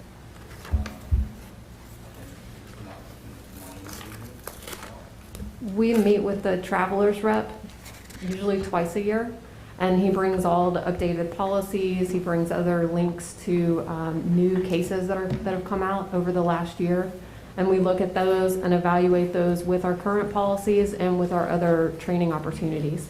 They have several things that you can log in and see. Some of them are paid, some of them are free, and we take advantage of those depending on which way the workers, how it applies to their scope of work. My other question would be, thank you for that, Lacey. So my other question would be, so obviously insurance agents investigate and dive into a claim, but how do we investigate workman's comp claims within the city? Is it just, Louisiana is a very, what's the right word to use? They're a special state in the sense of if, I walk out there and spill my coffee and then slip on it, but no one saw me, then I can file a claim and probably win, right? That's just the fact of how Louisiana is. I deal with it all the time. I've dealt with it for 15 years in my profession. So, but how do we investigate and dive deeper into those claims? Because you can't take and you guys know this, and obviously you ask questions, but what is, I guess, the accident protocol, the investigation protocol into a workman's comp claim, other than here's a claim and we've turned it over to the insurance company and they're handling it? No, in our instance, it's turned over to the claims administrator. When the claims administrator meets with the mayor and Lacey and I and department heads, we discuss what the proper protocol will be. They will sometimes tell us, we've already hired investigators, we're looking into this, and so forth and so on. It's hard with soft tissue injury, as you know, to actually, unless you get somebody on film, to actually claim that it didn't happen, and very difficult with soft tissue. And then the last question would be, and obviously you can't release information, right? But if there is investigated admission or seen that there is a negligent activity that has occurred for a city employee, that they, for just a simple thing, where yes, I did not use a team lift method, it was over 75 pounds, I should have used a team lift method, I should have asked the mayor to help me load it up and I did not. Is there then accountability for that individual and corrective action for that individual to understand that, okay, yes, we are following this workman's comp protocol, but you were being held accountable for the incident that occurred from a corrective action standpoint. Like, hey, here's a written or a final notice that you can be terminated from city employment because you have failed to follow our city protocols. Yes, if you violate safety policies, whether that's an individual thing or you impact your team members in that way, then you can face disciplinary consequences for that behavior. And there is a whole process of written reprimands, verbal reprimands, written reprimands, and then eventual suspension or termination. And unfortunately, most of you guys know this, but just because that happens does not mean that it's not still in litigation and we still don't have to pay them funds. But regardless, as long as the accountability piece is key. Thank you. Thank you. Anyone else from the public? YouTube? One comment from YouTube. Andy Andrea Dangerfield, 301 Mississippi Street. Her comment is, maybe in the future, the city will need to get several quotes. That way, the city won't feel pressured, and you all will have options. You need to answer that one, because that's what your job is. What's that? You need to answer that. That's what your job is. Oh, we do get multiple quotes. We oh, definitely had multiple quotes in the presentation. That's all the options. Yeah, that's all the different options that we had. But on our package, we were declined on most of them. We actually used some very close relationships with travelers to get them to stay on for us this year. So we're really high risk then, pretty much, you're trying to say? We have some... Nobody wants us. We just have some loss issues we got to deal with. Hello, my name is Nana Benema, and I live on 52 Whitmore Drive. And I guess my question is similar to Councilman Wells about the notice and the timeliness.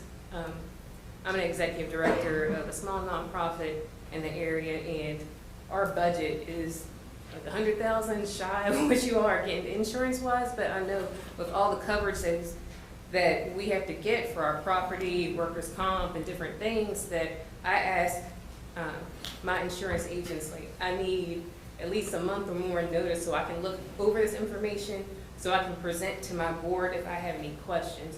So my question for you, sir, is, in the past, has there been a difference where you can get this information earlier than what you were talking about due to COVID? Because I know people that have businesses are just trying to deal with other people working at home.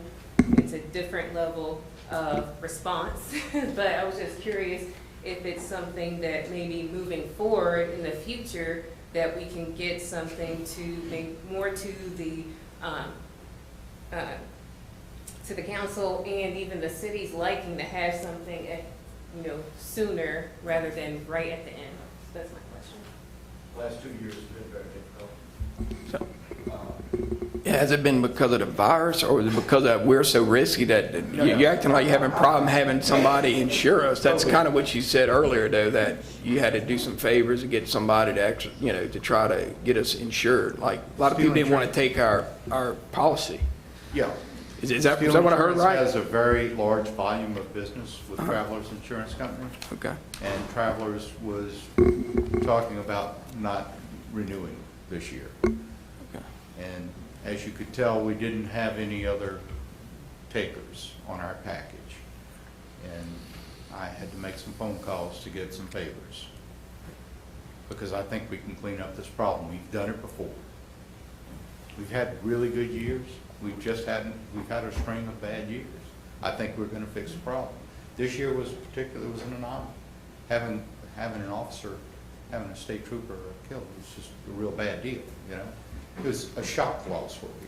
That's what we're calling it. But to answer your question, yes, the last 2 years have been tough. No, we're not the worst, I assure you. City of Hammond isn't. We're a wonderful city. Pleasure of the council. I'll make a motion to approve. Second. Councilman Leon. Aye. Councilwoman Gonzalez. Aye. Councilman Andrews. Aye.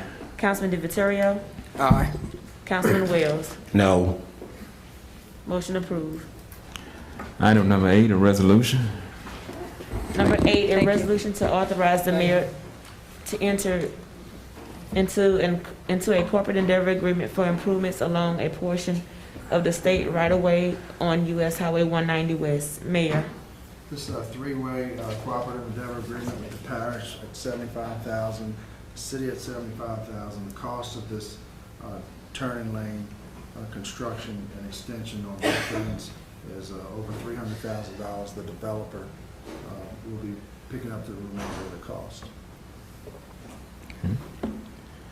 Any questions? That's the Chick-fil-A site across from Shorty's. Parish has already committed 75,000. Yes, ma'am. Any other questions from the council? How can, so I'm not anti-business, obviously. I love Chick-fil-A. It's actually one of my favorites. But I think this one just bothers me a little bit because it's city money improving a state highway. I said that before, I'll say it again. And I'm not saying I'm against it. I just, when we have these projects coming in and we have to do infrastructure plans, I mean, are these things thought of ahead of time? You know, I think I know the answer to that, which is no. They come in, they want to go there, and DOT says, oh, wait, you got to do all of this to make this work. And then it falls on us and the parish and other people to contribute to a project to get them in. I fully realize, and it's obvious, that the sales tax benefits the city. And that's the reason why this works.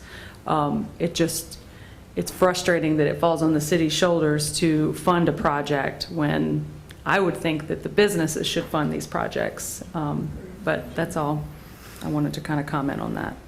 I think you kind of answered your question. Yeah, it's not really a question. It's just a statement, I guess. It's development all over. I mean, everybody has to do that. Just a midline coming in. I mean, they're going to have a lot of infrastructure improvements that need to be done. City's going to have to take on some of the expense. That's all over the city, all over the country.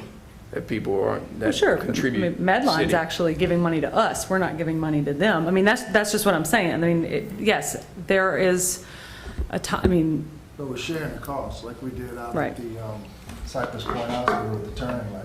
Right. With the developers of the hospital. I guess I wish the state would have some money because that is a city road. This is a state highway. The state should be paying for this, and that's my beef. I'm not going to argue that point with you, but it always seems like the state doesn't have the funds. Yeah. All right. Anyone from the public? Anyone from YouTube? Yes, sir. Pleasure of the council. Make a motion to approve. Second. Councilman Andrews? Aye. Councilman DeVittorio? Aye. Councilman Wells? Aye. Councilwoman Gonzalez? Aye. Councilman Leon? Aye. Motion approved. Sorry, go ahead. Motion approved. Item number 9, a resolution. A resolution 1 ratifying bids April 22nd, 2021 in response to RFP 2117, playground equipment for Cape Square Park, Project 12014, 2 approving the award of a contract to the responses proposer, and 3 authorizing the mayor to enter into the contract. Charles Brochure. There's a copy of the responsive proposal that was attached, hyperlinked to the agenda. The bid that we received was $153,905. It's for exactly what we previously presented to the council. It is within budget, so we're asking for the council to approve, so hopefully we can execute a purchase order and get that playground constructed before the summer. Is that likely? If this They're is saying 6 to approved? 8 weeks, so I'm thinking June if we were able to execute the purchase order this week. And then we don't have shipping delays and all the COVID excuses for everything. Yeah. So it's $153,000 for the equipment at the park? That's for everything, yes. It's for Okay. the equipment, the surfacing, yes. Okay. And so tonight, Charles, I want to make sure. Tonight, we voting on this here tonight, and you say you want to make sure it's up for the summer, right? That is the goal, yes, sir. Okay. I'm glad you said that, and I know it have nothing to do with you. That's the same thing I look for in Mooney Park. See how we doing this here? It's the same thing I look for in Mooney Park, and I'm so glad you're talking about it. I'd like for you to pass by Mooney Park and see how Mooney Park look for the last 3 months. You know, they started, no barricade, no safety net. I'm talking about it's in the neighborhood. But I look when we doing other construction work, I know this don't have nothing to do with you. We doing other construction work, and the insurance man, is he still here or he done left? He's here. Yeah, the insurance man right here now, and talking about policies and talking about lawsuits. There's 100 lawsuits in Mooney Park waiting. I know it have nothing to do with you, but this is where we spend our money, and this is what the citizens need to know, how so much being wasted. And once again, we just vote on it. But it's, you know, I thank you, Charles, what you said, and I agree with it. Well, I can't speak directly to Mini Park because as you noted, that phase that's underway now is not something that we've been actively Oh, involved no, with. yeah. But in this proposal and the request for proposals, there are safety requirements that are included in the proposal that the proposer has to agree to in order to even be considered. So, you know, from my standpoint, that's certainly a primary priority to make sure that the construction site is safe. Oh, no, I appreciate what you said. You know, it's nothing against you. It's just something that we just need to be more cautious when we doing stuff. I'm gonna say in District 3. You know, they understand what I'm saying. We doing stuff in District 3. We need to look at the lawsuits that we have available. I just want to make a comment that reminded me of something. The cover in Jackson Park for that gazebo covered area, when are we getting that finished? 'Cause that's been going on for a while. Steel comes out. Okay. Will you have a projected date or anything? When was it ordered, yesterday, or was it a long time? Weeks ago. Okay. All right, because that's been going on for a while, so I just wanted to make sure we get that 15 by 15 little small gazebo complete sooner than later. Our workers do a lot, so Yeah. it's gonna be put together when we get the steel. Wow, yeah. And the weather hasn't been good, but it's all good, it's gonna be done. It's gonna be nice as well. So what you saying, you want it done for the summer? Oh, it'd be nice. It'd be Okay, nice. say that then, let them know. We'll see.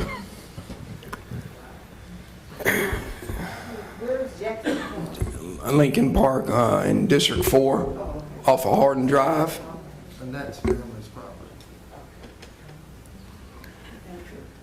Any other questions from the council? Anyone from the public? Anyone from YouTube? Pleasure of the council. Make a motion to approve. Second. Councilman Andrews. Aye. Councilman DeVittorio. Aye. Councilman Wells. Aye. Councilwoman Gonzalez. Aye. Councilman Leon. Motion approved.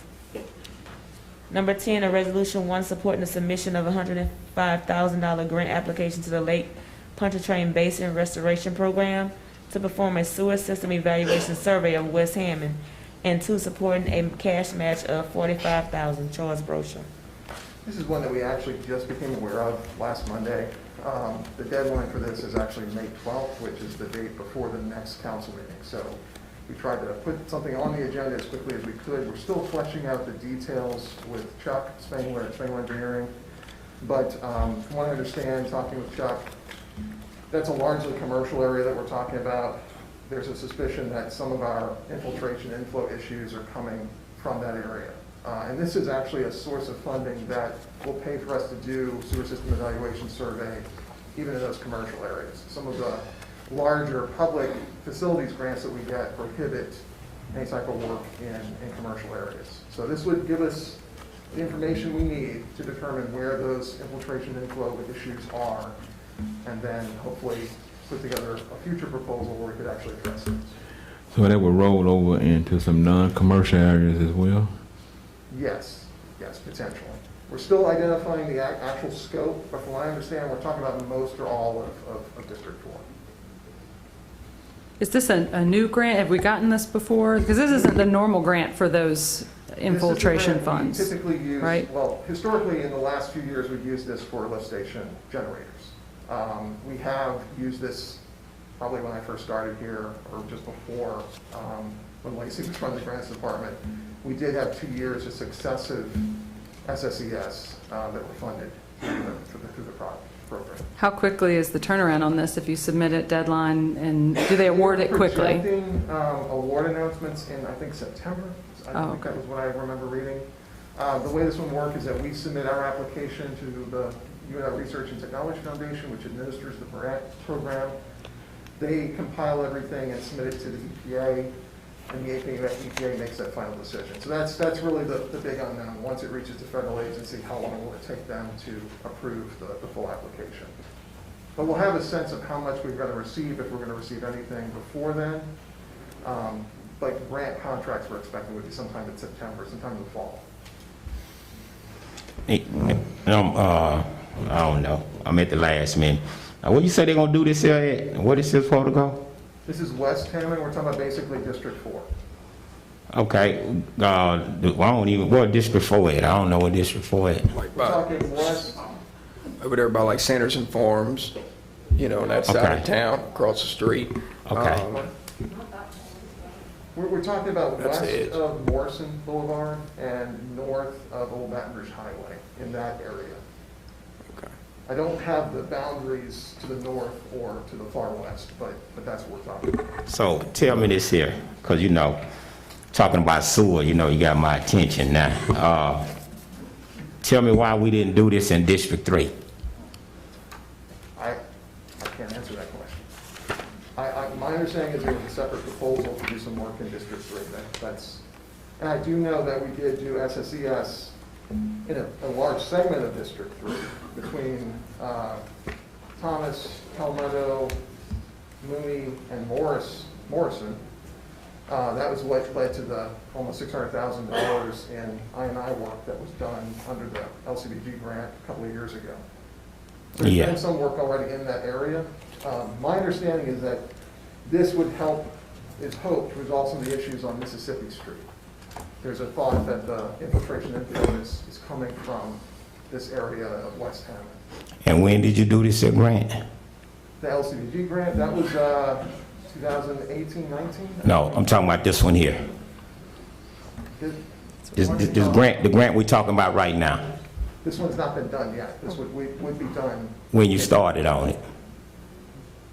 I'm not following. Okay. They just start You working. said Just found out about it Monday. You said you just found out about it Monday. Found about it last month. That's what okay. Yes. Now,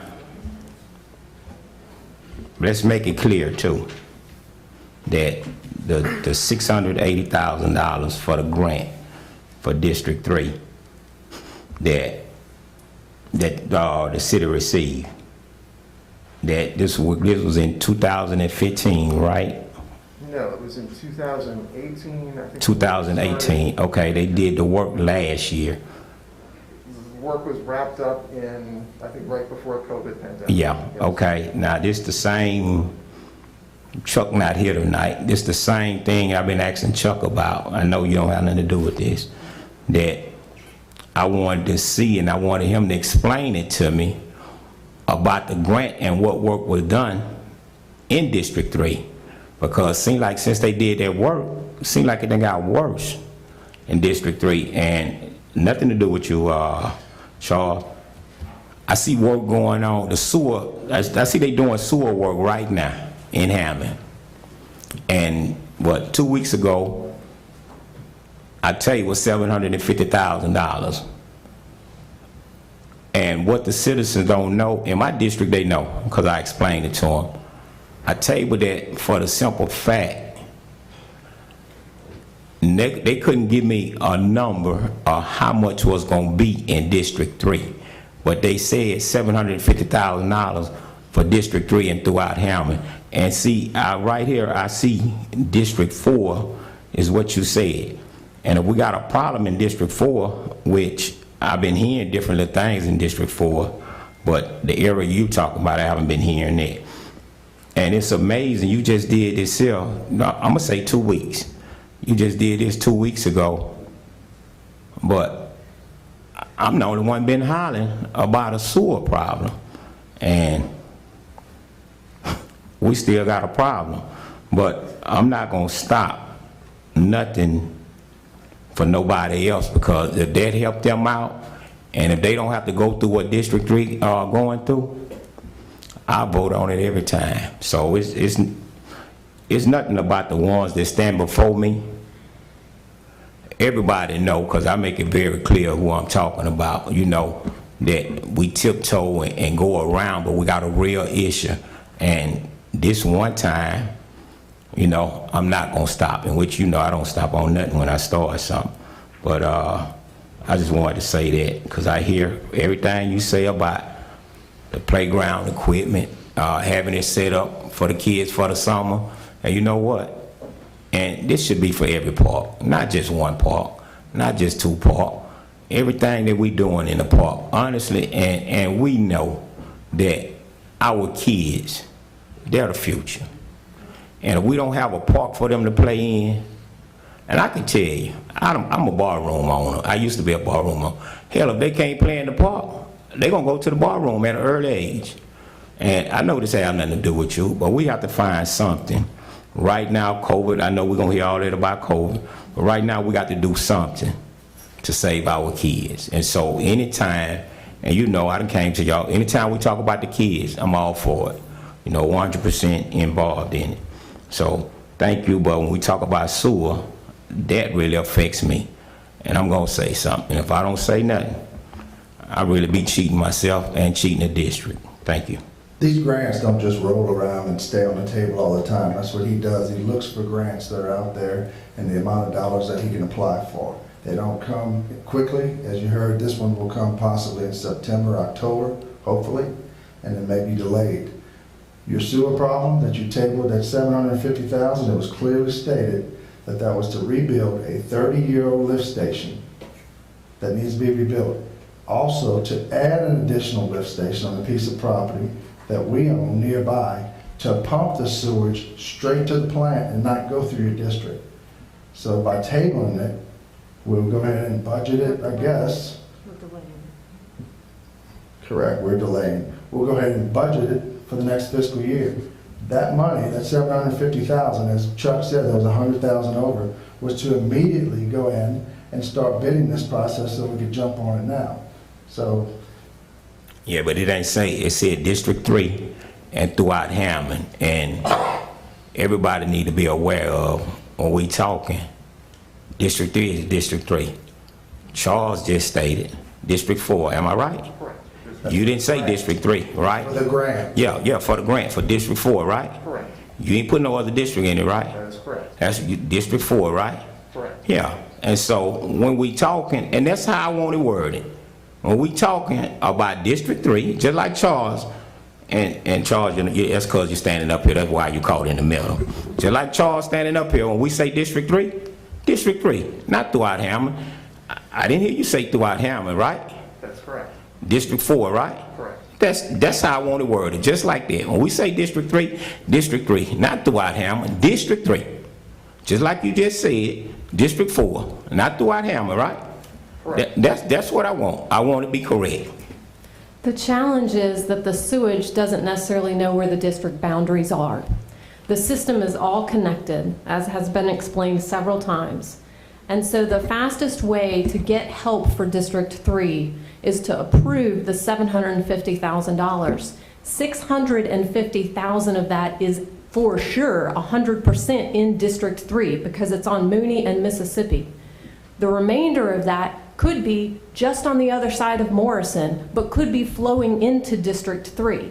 But if you limit it just to District 3, and that's also the option, you could still pass instead of tabling the $750,000 and specify that you want it all in District 3. That could be the council's pleasure to move forward with solving problems instead of just tabling things.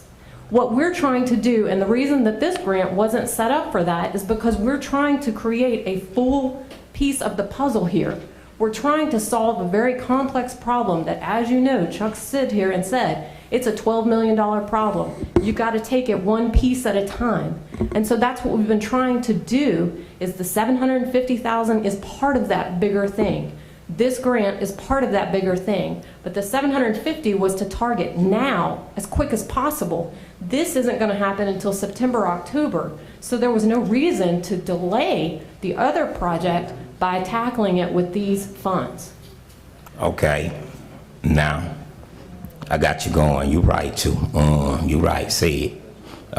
When the insurance man was up there, ain't nobody asked no questions, so, and that was almost $1 million that we just paid out just now. So now that you started it, how long that pump been down? How long that pump been damaged? For 30 years. That's what you said. And for 30 years, just wait your turn, wait your turn. For 30 years, that it was all before our turn. We wasn't even up here. And Chuck been the engineer for over 20 some years. And it's amazing how that pump, a major pump in Hammond that should have been worked on a long time ago. For 30 years, we've been bypassing this pump. So to me, we have an engineer problem and we have an administration problem, because ain't no way sewer We should be dealing with a pump that haven't been touched in 30 years. So we have a problem. Like I say, Charles, it's you ain't even in this no more. This between us. I can't speak to part of that, and I do know, and I don't have the exact year in front of me, but I want to say around 2015, we did invest, I think it was about 80 or 90 grand in a lift station generator for lift station 8. So there has been work done on that lift station as far as emergency power, and of course, we talked about the LCBG that was used to do the SSCS and I&I work in that segment of District 3. Yeah. So that's kind of where my involvement begins and ends, but I do know that was done.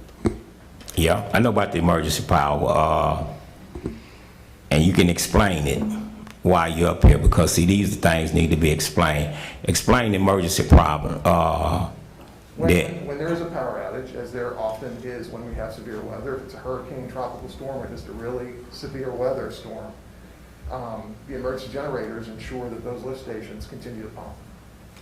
Without an emergency generator, without an automatic transfer switch, when I first started here, a lot of our generators had to be manually turned on. So you'd have water and sewer crews going out to turn on those generators where we had them. Since I've been here, I think we've replaced or installed about 22 or 23 generators at lift stations. They're all automatic transfer switches. So when the power goes out, when Entergy or whoever the power supplier is goes out, those generators are supposed to kick on and continue the operation of those lift stations.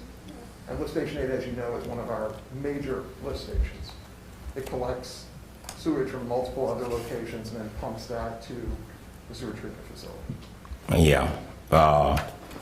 What he was saying, when the lights go out, the emergency generator kick on, and that will keep lifting the sewer up. And I know about that, but just like you just said, that was a major one, right? Yes, it's one of them. Yeah, it's one of the major ones, but it haven't been worked on. I ain't talking about the emergency generator. No, lift station 8 Yeah. is on Phoenix. It is not the lift station on Mooney. And Mooney hasn't been broken for 30 years. That is just wrong. Mooney has been working all this time. It is slated for an upgrade.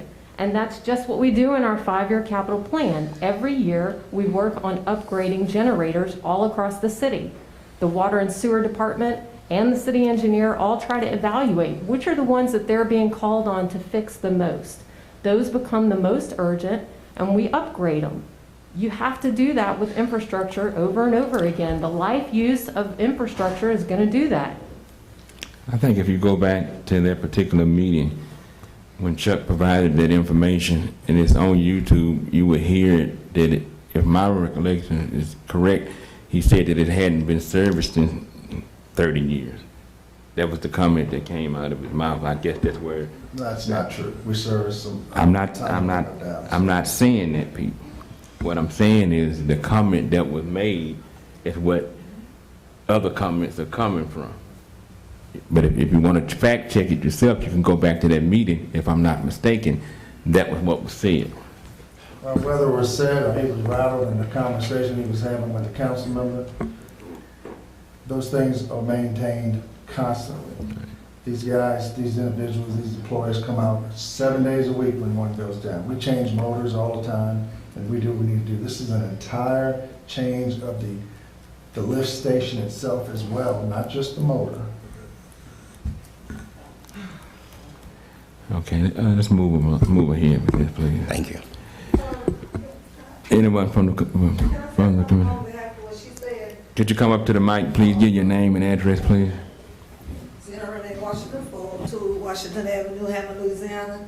On what you were saying, and y'all talking about this bill, the $750,000, I think that's what you're saying. And he was saying he'd like to hear exactly what's going to District 3. Did I understand you to say that $600,000 is going to go to District 3, and then the remainder is going to work on the other stuff to help flow it into District 3? 650 is scheduled for directly in District 3. The remainder of 100,000 would be just on that outlying area to see what's what and what is actually impacting and coming in. Well, I think that's basically what I heard him say.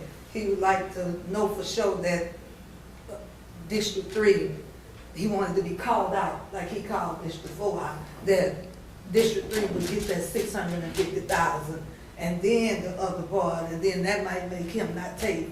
That's what I heard. Yes, ma'am, and I agree with you. That's what was in the itemized budget that the city engineer presented. And that's why those 2 lift stations are in District 3. They couldn't go anywhere else. They were actually named in that budget. Patrick Strahan, 19480 Dr. John Lambert Drive. On the record, and I'll email you, but I would like public records of all the services that have occurred. Do it for the last 30 years. I'll pay for it. What is it, 50 cents a page? For everything that's been done to that particular service, a lift station that we talked about. $100, $150, $200, I don't care. I'll pay for it. So I'll put in my request to get that taken care of. That's what should have been requested initially instead of going back and forth about it. We talked about, you've laid out, Devon, facts and bring things to the table, and I understand your frustration. Absolutely, you 100% should be. There's a problem and it has not been fixed, and maybe it hasn't been fixed in 30 years. But so the public understands, and I wish I could shout it from the top of Mooney Park, that you have thrown away $650,000 guaranteed to District 3. Does every single house in Mooney know that you have thrown away $650,000 to that? If you didn't want to table it and you wanted to amend it to say District 3 gets $650,000 and the other parts around it get the $100,000, then that's what you should have said. We have how many weeks left until budget time? We present the budget on May 11th, and the budget needs to be approved by the end of June. Let's be clear. We didn't throw it away because we can put it on.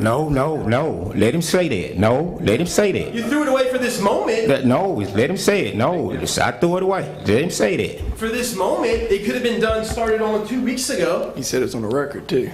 That's right. Yeah, that's he right. said it's on the I got a lot record. of things to say on the record about you and your brother as well. But we Alright. started on that. Let's stay on where we need to I'll stay stay on on. the topic.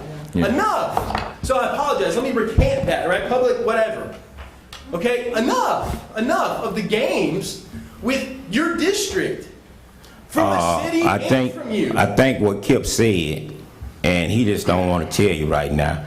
He said, "Let's move on," and so We he need to did. move on from a lot of things that you but he bring did up, give but you no a one said chance to anything come about up. that But either, he sir. did say, "Move on." So, and then from this point on, when you address me as Councilman Wells, and at this point, you start talking to the president, and the president will talk to me. Got it. Because Got it, Devon. yeah, no. You know my name, Councilman Wells. If you can't say Councilman Devon, Like a councilman, sir. Let's move forward, please. Let's move on. you know what? No, right now, and I thank the pastor, and I heard everything the pastor said. I appreciate his prayer. That would carry me on because, like I tell everybody, and I told it to Lacey and to Andre, when I sit in this seat, and I mean it, when I sit in this seat, I'm representing the district and I'm representing the city of Hammond. Anywhere else, I'm Devon. And I'm talking about Devon, he got 6, 7 sides. So, straight hand, you keep that up. You keep that up. And it don't even matter. But when I'm in this seat, I'm representing the city and I'm representing District 3. So these little outbursts you keep doing, they gonna catch up with you because you know what? Look like I'm gonna have to file charges on you because you got me so scared of you. I'm scared of you. I'm serious.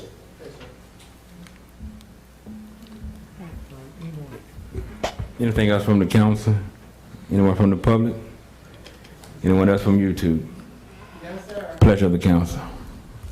Motion to approve. Second. Councilman Andrews? Aye. Councilman DeViterio? Aye. Councilman Wells? Aye. Councilwoman Gonzalez? Aye. Councilman Leon? Aye. Motion approved. Thank you, Charles. Thank you, Charles. Next thing on the agenda, final adoption of ordinance. Final adoption of an ordinance for a text amendment to ordinance 145364, 1 Article 613 mixed use MXN to remove several allowed uses, and 2 require construction routes for developments to be approved prior to issuance of permits. Andre, I have a question on this before we move forward on this. Listening to Frank and then going back and listening to Tracy, it seems like to me there's still a lot of unanswered questions, things that could go in or out of this particular ordinance. Tracy made a comment about having the zoning board look at some other things, go back to the drawing board and look at some things. My question on that would be, I would like to have a little bit more information with it, because at this present time, I'm really confused on certain things that were said up here. And I want to know if either A, could I pull this off right now, or either can I table it? You can have separate motions on 1 and 2. So for example, you could make a motion to table the final adoption of ordinance on 6.1.3, and that can be tabled. And then you can vote on item number 2, which is really 2 separate matters. So yes, sir, you could table number 1 and then consider number 2. Okay. Well, at this time, I would like to make making a motion to table part 1 of this final adoption of ordinance. Second. Councilman Andrews? Aye. Councilman Wells? Aye. Councilman DiViterio? Aye. Councilwoman Gonzalez? Aye. Councilman Leon? Aye. Motion table. I'll make the On motion. item 1, yes. On Yes, item 1. Yeah, I'll make the motion to approve item 2 under this one, which has to do with adding required construction routes for developments to be approved prior to issuance of permits. I second. Second. Councilwoman Gonzalez? Aye. Councilman Wells? Aye. Councilman Andrews? Aye. Councilman Leon? Aye. Councilman DiViterio? Aye. Motion, item number 2 approved. Item number two upon the final adoption of ordinance. Final adoption of the ordinance to transfer $14,640.50 from the Hammond Downtown Development District's general fund to advertising for the Millage Renewal Public Awareness Campaign. Make a motion to approve. Second. Councilman Andrews? Aye. Councilman DiViterio? Aye. Councilman Wells? Aye. Councilwoman Gonzalez? Aye. Councilman Leon? Aye. All Motion right. approved. Next item, introduction of orders to set public hearing, none. Before I adjourn this meeting on tonight, Ms. Banks, I want to say thank you for the job well done. Many of you may not know this is Tanya's last council meeting as our clerk. What? And I just want to thank you for a job well done over the last couple of years. And may God continue to bless you in your further endeavors. Can I get a motion to adjourn? Make a motion. Second. All in favor? Aye. Meeting adjourned.